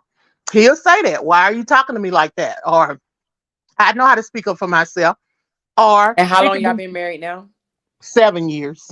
Okay, let me just tell you a little secret. It gets easier. Y'all gonna have less arguments, and you're gonna get, let me tell you what's gonna happen. You're gonna become so vulnerable that you're gonna trust him wholeheartedly, that you're gonna start, allowing him to lead, and you're gonna fall back Yeah. some. Well, I I'm doing that guarantee now. you. I'm at that Okay. state. I'm at that area now. See, I was just Okay. talking about in the beginning. I Okay, was still gotcha. that feisty girl because I was only used to protecting myself. So it didn't matter about Mm-hmm. having a husband. Like what you just said, I didn't let him take up the boots and be the man. Mm-hmm. I was still ready to go full force. I was still ready Mm-hmm. to take up for him and me. If I felt like somebody was doing something to him, I didn't give him a chance to say something even to another man. He'd be like, I can handle this, let me handle me. My husband had to tell me to stand down a couple of times too, Yeah, but stand down moments. Yeah, you know where I'm coming mhm, from. So in it all, mhm, guys, I thank y'all for listening to my story. Please don't hold it to yes, your heart about my mom because I'm satisfied in my spirit. Amari spoke mhm, a number one thing on my behalf. I have forgiven her. mhm, I gave it to God. I'm a survivor. yes, Um, I'm a protector of my family. mhm, Um, I'm over aggressive when it comes to girls and my grandkids, a boy or girl. Any young kid in my life, I'm very aggressive about their protection. I don't care who they are. It can be the mom and daddy. I'm very aggressive about mhm, kids' protection. So I mhm, thank God that sometimes people don't know, but it's hard to say. But we go through these experiences to be that next person's help. So what right, we endured in our life is going to help and protect someone down the road somehow. So they can say what they want to about Brianna because they mhm, felt like she came back and said he didn't leave her black and blue, but she really didn't say it that way. They missed the subliminal message in that. She came mhm, back and said, I never said he broke a bone. I never said he beat me correct, and threw me down the stairs and beat me until I was black and blue. What they missed was this one thing that she said after that. I never said she said, I never said it went this far. She said, but yes, this time it went further than it had than it gone ever before, have. You got that than right. it ever had. They I think everybody they missing that. totally, no, not everybody. They Not us, but I'm just saying the right, ones on the other side, they keep missing that yes, one important thing that she said it never gone this far. right. That's exactly you right, Catherine. They didn't pick that up. She wasn't saying nothing happened. She was downplaying it like it ain't been that bad as of up to now. But it's not like y'all think. He ain't punching me in my eye. He ain't throwing me down the stairs. He's not, I'm not black and blue, Because but that was the one-sided way of thinking of abuse. They was only thinking of it one way. They was only thinking of it as physical. They never want to think of abuse as mental and verbal. mm-hmm, Mental And verbal is worser to me. I'd probably rather you just go and punch me out than to talk to me and to Mm-hmm. mess with my mental the way men have done and some women do. Um, you Mm-hmm. sometimes would rather fight than to go through what they say to you and the way they downplay you and belittle you and put you in a Mm-hmm. square box like you're nothing. And Right. RH and his brother are well examples of that. Those two men inhabit that spirit real, real bad. I don't care about y'all seeing two women that love him over there in one house. Believe me, that man set it off in that house more than y'all ever know about. Believe me, he You sets say it off. did you say he set it off? He sets it off in that house way more than you all will ever know because he's a controlling spirit. He probably told his wife of his three kids, no, my children gonna be raised with me only. See, that woman can't go out and put another man over them kids. That Negro will kill that woman if she would have went and got another man and put over them three kids. That's why she submitted to what he did and let him bring another woman in the house. Mm. Well, Because we ain't gonna he talk about that on this one we though. ain't We ain't gonna okay, talk we're gonna about leave it alone. But the thing but we're that's gonna a talk sign about of that on abuse. our next show. Yeah, you get abused. Your mind has been that woman been abused. She been abused. She'll never admit it, but she been abused. But at the same time, I thank God for keeping me. I thank God for surviving my childhood traumas, my teenage trauma, and even Mm-hmm. my grown-up trauma of going Mm-hmm. through a domestic violence relationship that didn't leave me black and blue every time. It Mm-hmm. didn't leave me black and blue every time. There were some markings, but there were markings that I never went to anybody about because you Mm-hmm. become shameful. You don't want everybody to see what's going on with you in your household. You don't want your friends to Mm-hmm. know that this man just strangled you and you wearing a turtleneck today. You don't want Mm-hmm. everybody to know that you wearing a long sleeve shirt because your arms black and blue. Yeah, I endured that. But see, a lot of Mm-hmm. people don't want to speak up on that they endured that in their household too. Not only with the men that they done live with, they probably endured it with their parents, just like I did. I endured it with Mm-hmm. my mother being beat black and blue. I endured it with my first husband. He would do Mm-hmm. things, hit my arms and twist me and make me black and blue, but I wore shirts to cover that stuff up. Mm-hmm. But he didn't do it all the time. His verbal abuse and the way he controlled me and manipulated me and mistreated me and belittled me destroyed and tried to destroy the woman that I was. But I came back fighting. I came back fighting. So don't think that y'all just because you hear a woman in the background coming back saying something to a man, it take a lot after you been through that stuff for 5 and 6 years. You will fight back. You will get up enough words to say in you to tell them when to get off of you and when to get away from you. You will retreat to saying bad words because it's a spirit that rolls off from a husband to a woman. Believe me, a woman reciprocates from a man every way he treats her.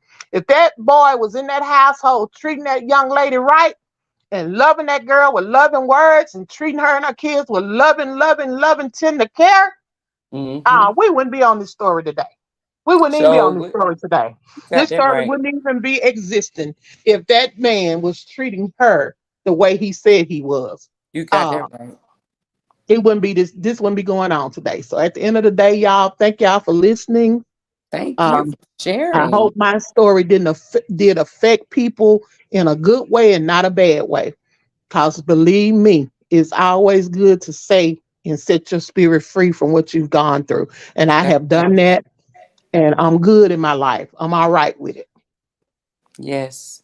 Well, Catherine, we do appreciate you sharing your story, and we do hope that your story can bless someone else, bless them enough to come share their story as well. Just keep sharing, keep talking about it, and sometimes, Catherine, just knowing that you love yourself, love yourself past pain, love yourself past hurt. You know what I mean? You And are I not do. what you've been through. No, ma'am. And I live for that every day. Mm-hmm. I thank God for who I am. I thank God for being strong. Yes. I'm not weak for what happened to me. I No, just you are believe. a survivor, girl. You are a multi-survivor because Yeah, I you went through a lot. survived a lot. I went through a whole lot. Yes. And you know, the more and more we hear these stories, we're going to realize that there's other women out there that may have been through things less than us. Some women may have been through things more than us. It doesn't take away from your story. And That was everybody feel like their story is the worst until you hear that next person. You like, wow, because I'm sitting up and listening to y'all like, dang. yeah, you thought your story was bad. And that's Man, I what used to people, think my story was bad when I was in my 20s until I joined the military. And I was like, good gracious. and this is the first time, everybody, just to complete my story. And this is the absolute first time I've told my complete story from five Oh, wow. till now to 2014 in my life. I didn't open up and let this out until 2014 when I seek counseling. I feel Hmm. like that's when I finally said I made it. So from all Yeah. those years, I've never told the entirety of the story. Um, which you didn't get the entirety of it, but you got the point blank moments Right. of what I endured from those ages up until I became a grown married woman as to what I endured. Was I perfect, a perfect person? No, I wasn't. I had my faults too. But at the same time, I went through some things that I didn't have to, I wasn't supposed to go through in my Right. life. I wasn't supposed to go through those things. So, in it all, I pray that if you holding it in, find a way to let it out because it will rob Yes. you of your good years. If you Hmm. tote this stuff in your heart and it's gonna break you down somewhere in life. And so it took my mental breakdown came in 2014, where I couldn't handle all the stuff that I endured in my life. It took over so quickly that I couldn't even control it. But Mm. thank God, thank God, thank Yes, God. baby. I'm that Yes, woman baby. now. I walk strongly in my belief. That's right. You are a survivor, multi-survivor. Well, I love So you all. Y'all take we care. love Stay you too. strong. Yes. I'm gonna keep on supporting, and I pray one day that all these women will come together and say we all can do this together and not apart. Yes. Because standing divided does not resolve anything. We'll keep on going back and Yes. forth, and someone's gonna miss out on what they really need because they don't Right. want to let go of their own hurts and pain. I love you, Maria. Thank Love you you. too. Thank you so much, Miss Catherine. I do appreciate you so much for sharing your story with us. And thank you for having me. Good All night. right. We'll see you in the comments. Yes, ma'am. Okay. All right. Bye bye. Yes, Miss Catherine is a survivor. You know what? I should have that song. I'm a survivor. Who sing it? I'm gonna make it. We gonna work hard. Destiny Child. Yeah, yeah, yeah, yeah. Whoa, whoa, whoa. Yeah, yeah. Y'all know I can't sing. But anyway, that was wonderful. I don't know if Miss D want to tell her story today or do you want to wait till Friday? Miss D, let me know. Let me know. Until Miss D answer, I do want to say, guess what, y'all? I'm excited. I have two members that signed up today. One of them is Miss Patrice M. right here. She's a member. And let me see my other one. Hold on. Y'all know I'm all super excited about this.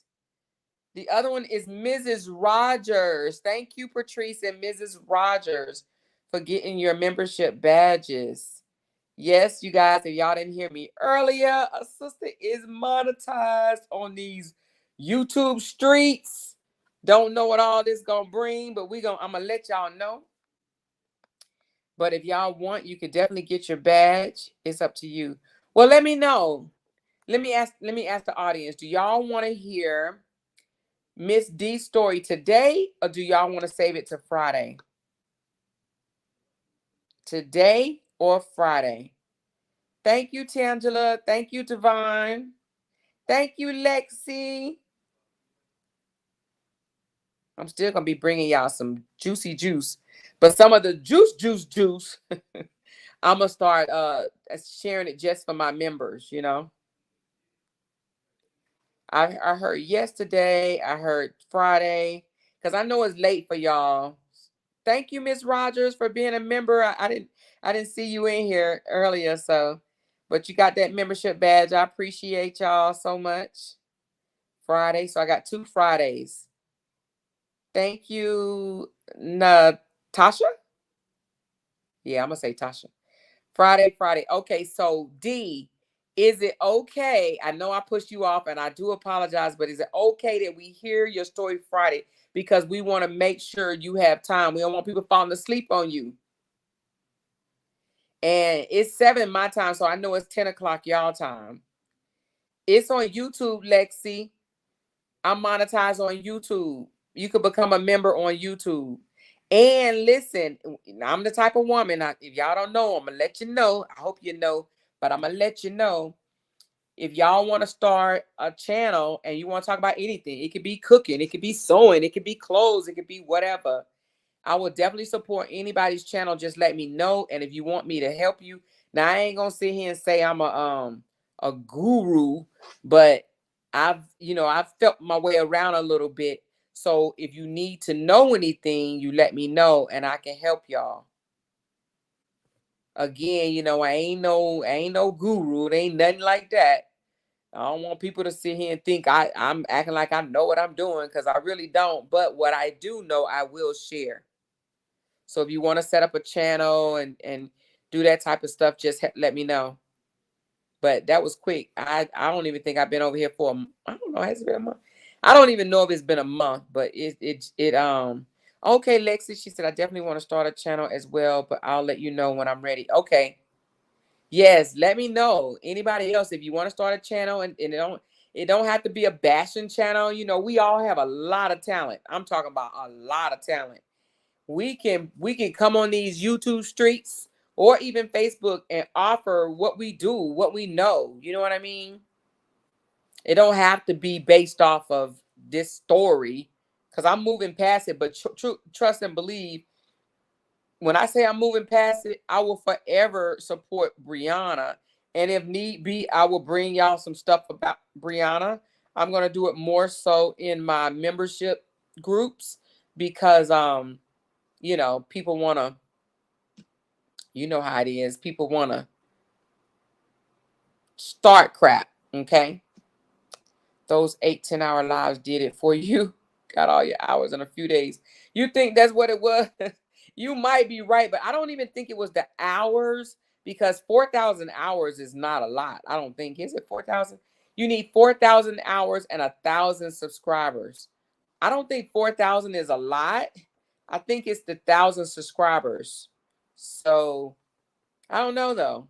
I deal with gun violence and I have a radio show. Oh yeah. Here, let me see, how can I do that? I want to follow you. Hold on. What's your handle? Put your handle down there.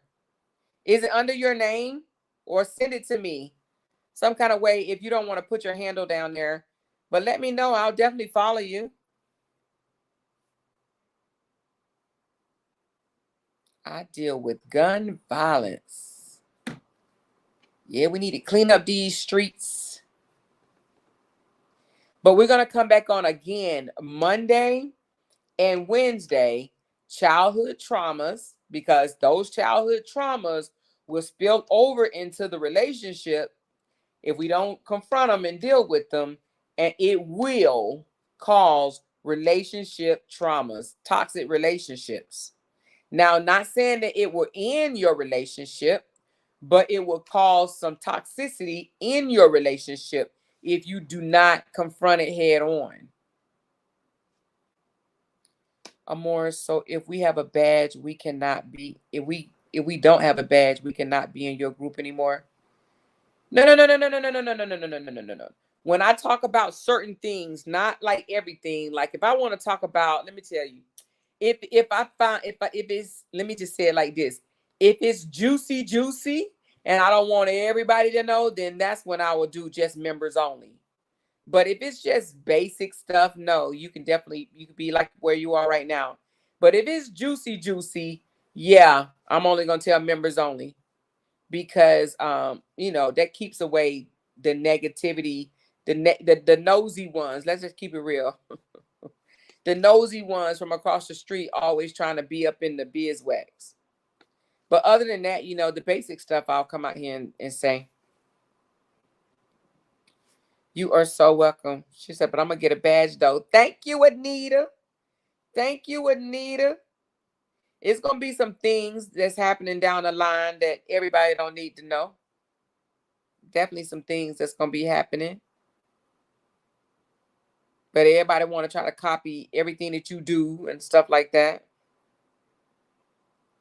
I think it's $2.99 a month or something like that. It's 3 levels, y'all. It's $2.99.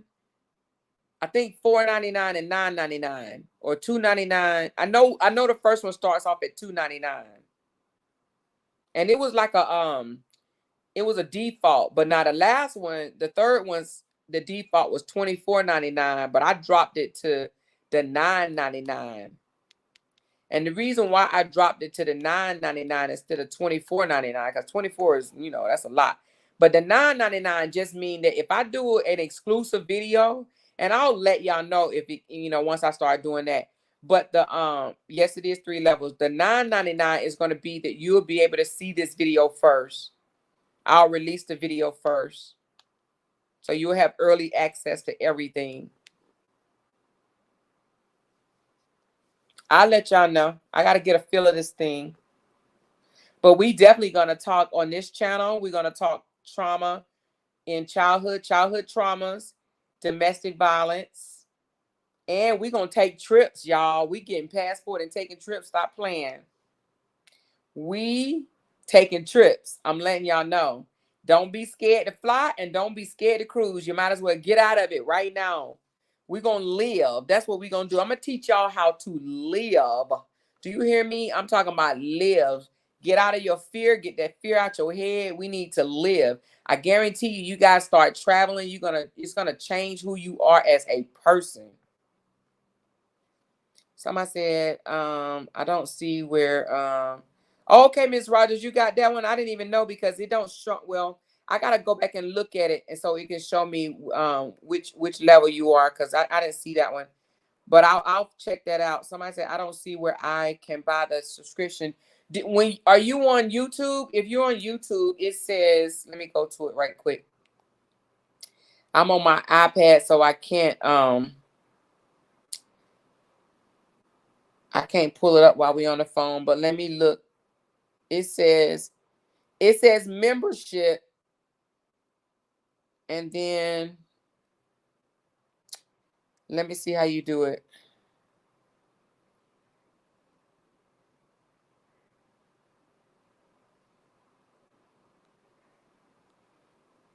Well, maybe it's not letting me do it because it's me. Because it's just pulling up like as if it's my stuff. But if you click on it, it's not giving you an option. Mrs. Rogers, where did you click on to get it? Because it's not allowing me to do that. It's just showing me what levels is on.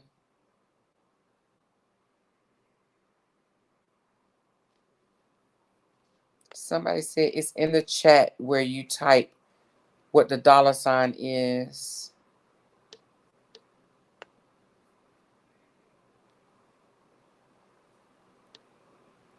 Ms. Rogers, can you walk them through? She said, I did it on my phone. No, I looked everywhere. I think you have to do it on your laptop or a computer. Ms. Rogers said she did it on her phone.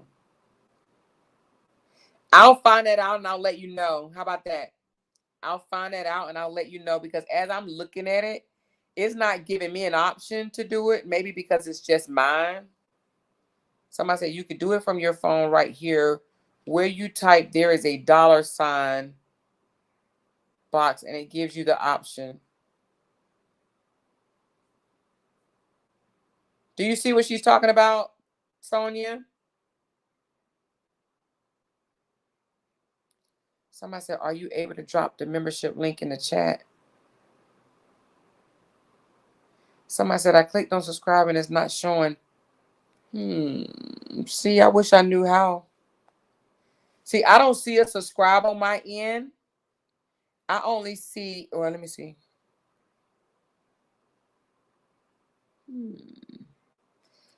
I'll have to find out and let y'all know. Cause let me go to it on here right quick. Hold on one.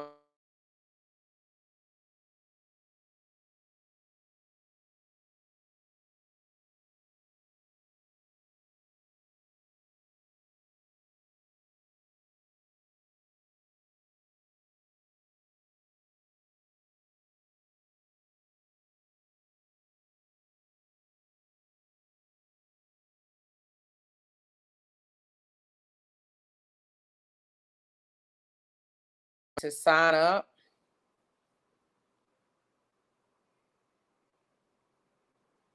Somebody said yesterday when you came live, it showed right before the video started. Please let us know. Okay, I will. I owe y'all that, okay? Because at this moment, I don't know, y'all. Y'all have to know I'm real new to this. But once I figure it out, I'll let y'all know. 2 people have done it so far. It tells me right here that 2 people have subscribed to my channel. Not subscribe. It's not a subscribe. Subscribing and becoming a membership, having a membership is 2 different things. The $ is to give super chats. I wish I knew how to do this thing. I'll find out though. Let me read up on it a little bit more. And I'll let you know. When it told me I was eligible, all I had to do was just click like accept, accept, accept. And then it lets you know that you're eligible basically for monetization, but they don't call it monetization, they call it a partner. They let you know that you're eligible to become a partner, and then it kind of walks you through getting it set up, and you just click accept, accept, accept, and then they say okay. Ms. Rogers said it says click to join or click join.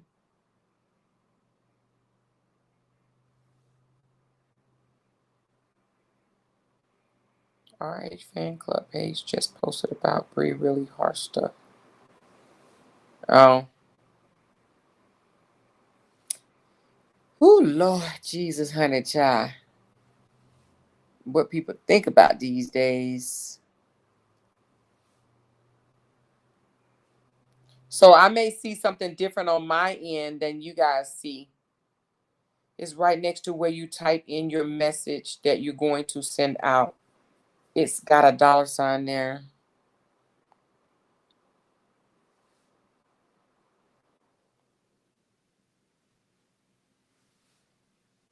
It's pretty cool how they break this thing down, though.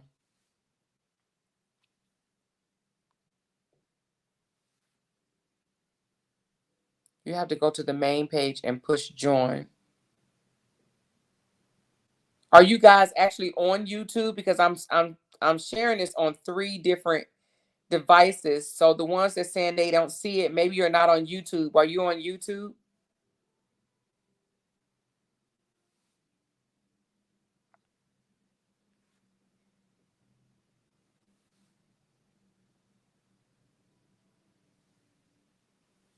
Somebody said any updates on the giveaway. Which giveaway are you talking about? Is it level 3? It's 3 different levels. Level 3 just give you early access to everything. Level 1 is basically for my silent watchers, the ones that just want to support but don't comment a lot. They just like to listen and this, that, and the other. That's for level 1. Level 2 is for my commenters, my engagers, the one that do comments and still want to get in on some of the exclusive videos. But level 3 is you get to see it first before anybody else. So any news that I know, anything that I do know, or anything that's coming down the pipe, did y'all sign up for the cruise? Did y'all sign up for cruise yet? I think I want to go. You mean sign up for the cruise?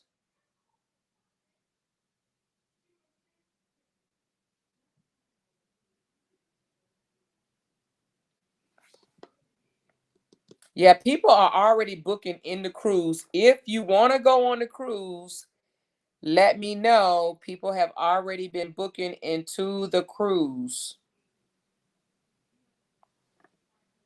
We're going to have some fun.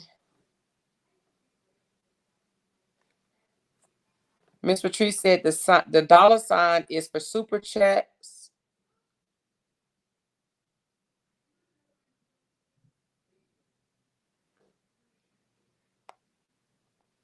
Once I find out how to do it, I will definitely let y'all know.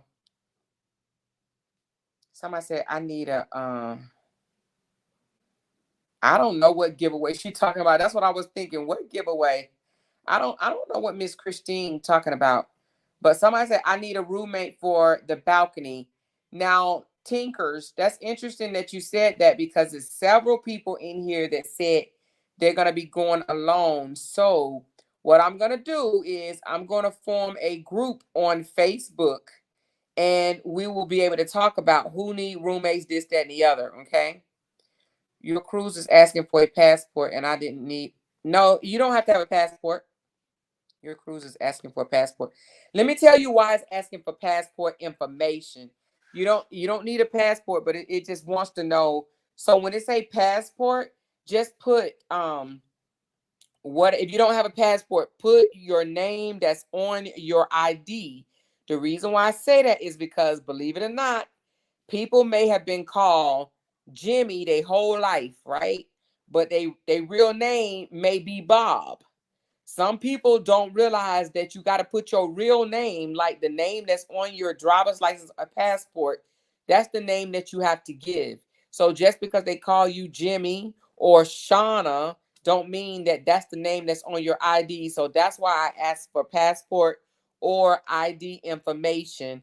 But if it, I'll go back in there. Let me go back in there right now. Hold on.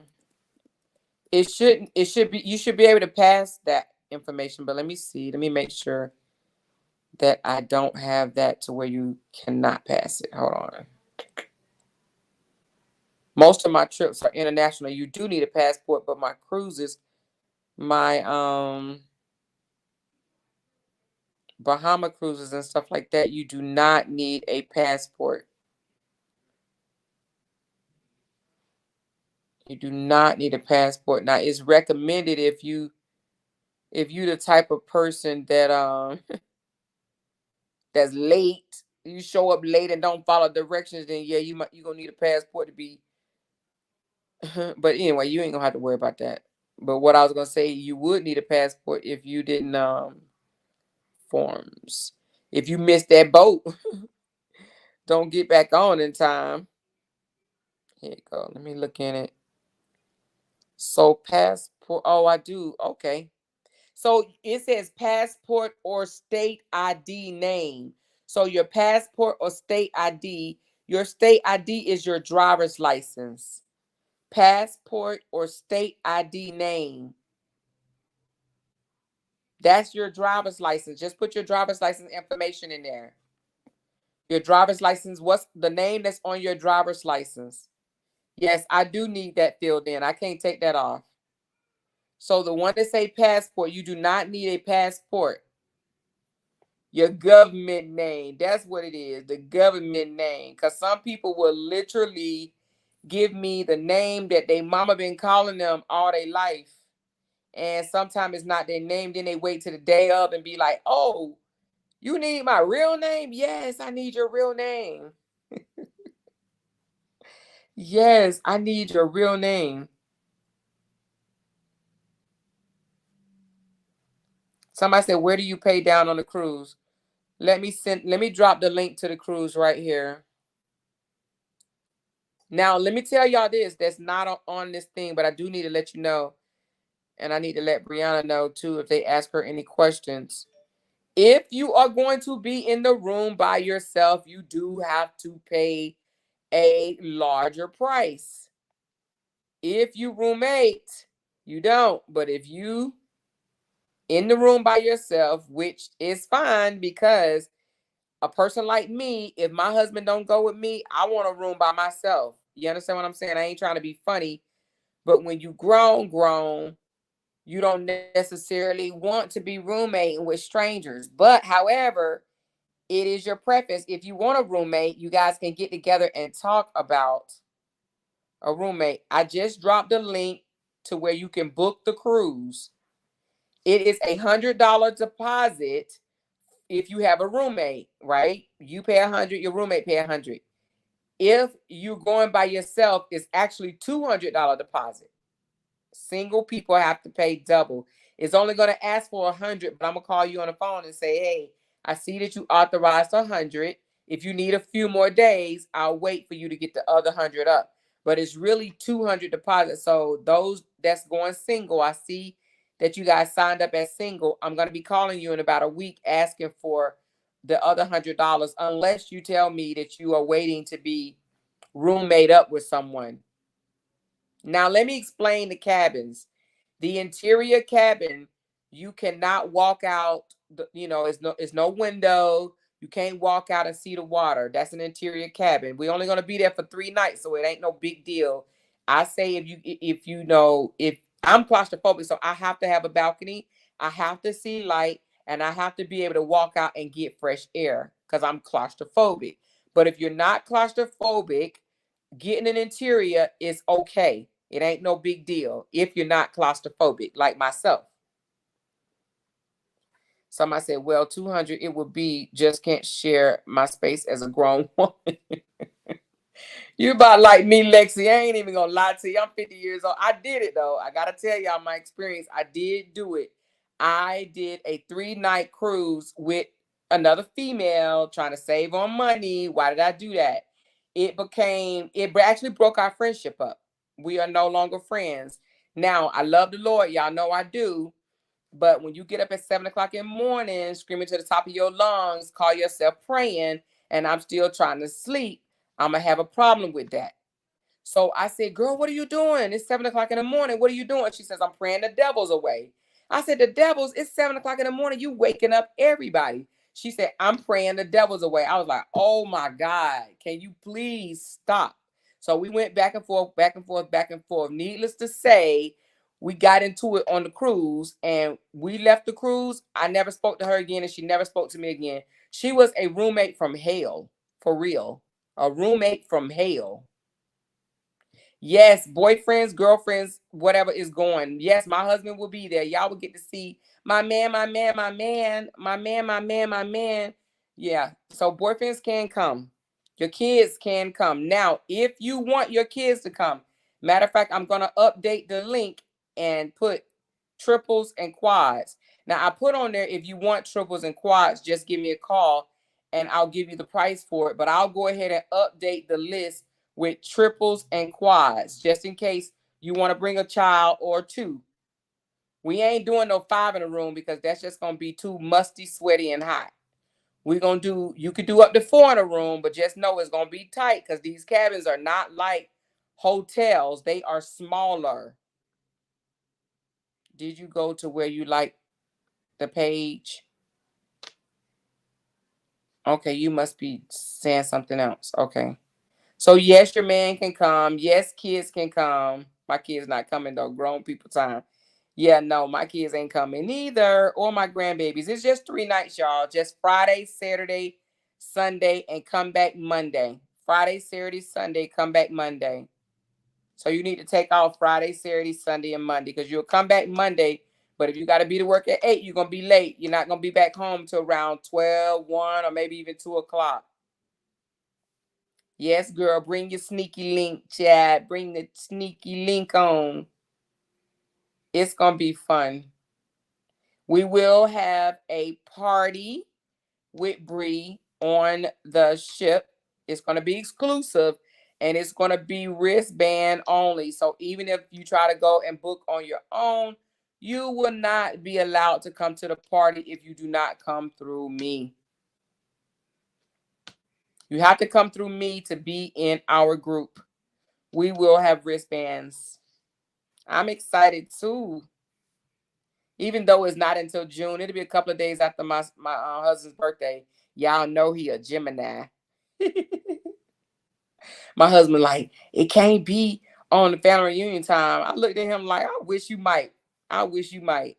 The The membership is on the same area where you like the page.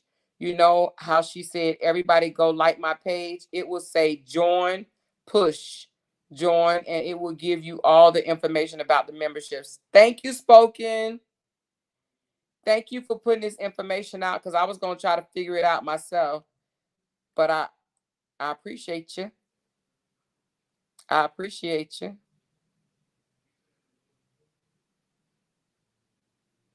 Yeah, so I can't do roommates. No, indeed, I cannot do a roommate. When people ask me to go, if my husband can't go, I just stay by myself.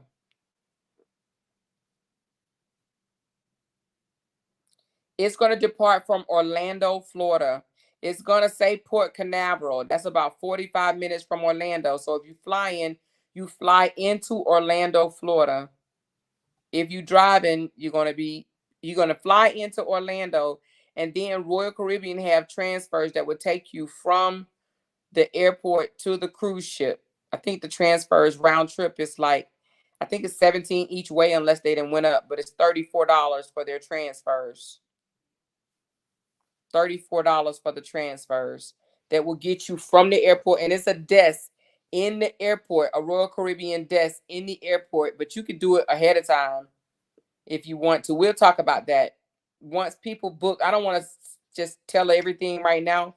Once people book, you will be added to a Facebook group. For those that have already booked, I haven't added you yet because I just created a group yesterday, but you will be added to the Facebook group after you pay your deposit. And then you will get all the information. You can ask me any questions you want, and I will go over in there. And the reason why I'm doing that is because we already know some of the people from the other side of the street is going to probably try to come and start crap, but they're gonna have to do something on their own, because I'm only gonna keep people informed that has paid their deposit. If you just trying to be nosy, then you ain't gonna get the information. You gonna have to pay for that information, basically. But if you put your deposit, you will be added to a Facebook group, and it's exclusive for the cruise. Exclusive for the cruise. And also, let me tell you something else. So with my membership, what I'm gonna do, my membership, the highest one, which is the $9.99 one, the third level, I'm gonna have a Facebook group exclusive for my level 3 members. So in that group, we're gonna talk about whatever. Do you hear me? Any and everything. We're gonna talk. We're gonna talk, okay? We're gonna talk. Talk how we really feel. Say whatever. Oh, let's talk about it with the more where 1.1K at night beside it. Y'all that made it possible for me to get 1.1K. And it's so funny because just the other day I had like 900 and something, and then all of a sudden I had 1,000. I think I was online with y'all, and then it just started going up, and I was like, what in the world? We've had about 10 people book. I think 11. Somebody, let me see. Somebody brought, let me see, hold on.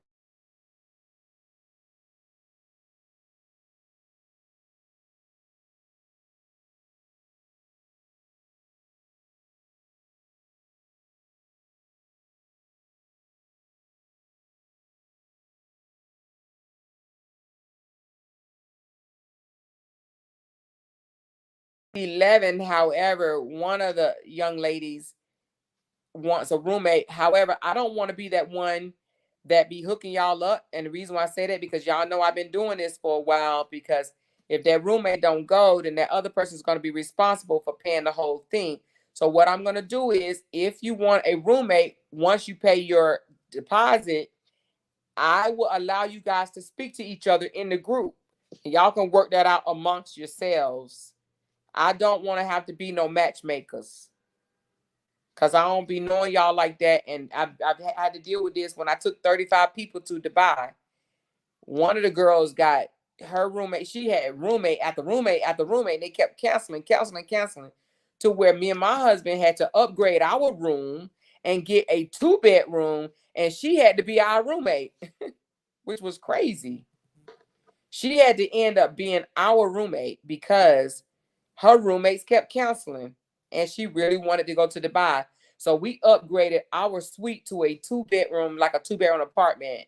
And she was in the room. It still worked out because I knew her and we were cool. But roommates be tripping. I'm just gonna let y'all know. Oh, somebody just told me 911. Answer the phone. Hold on. Hello. Uh-huh. No one can hear you. Why? What's up?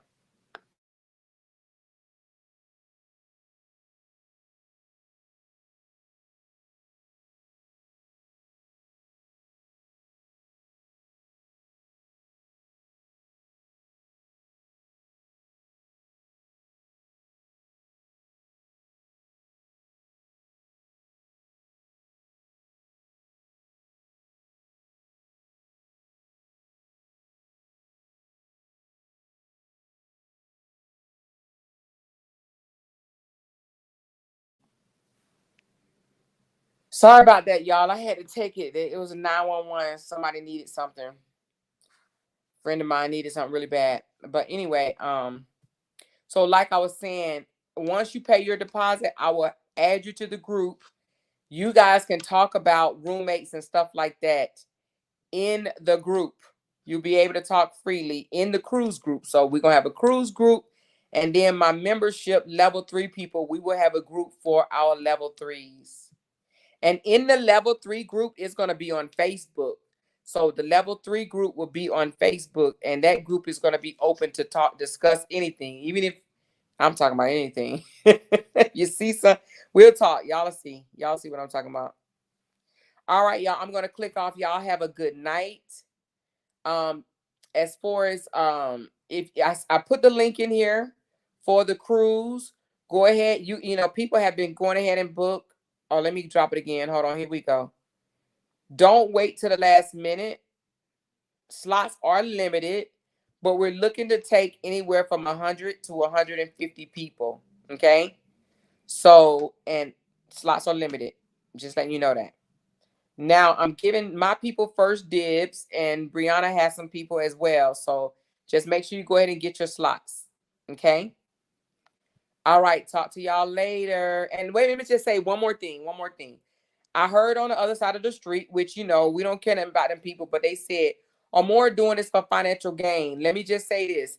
I do have a travel business and I do get paid for booking travel. Okay.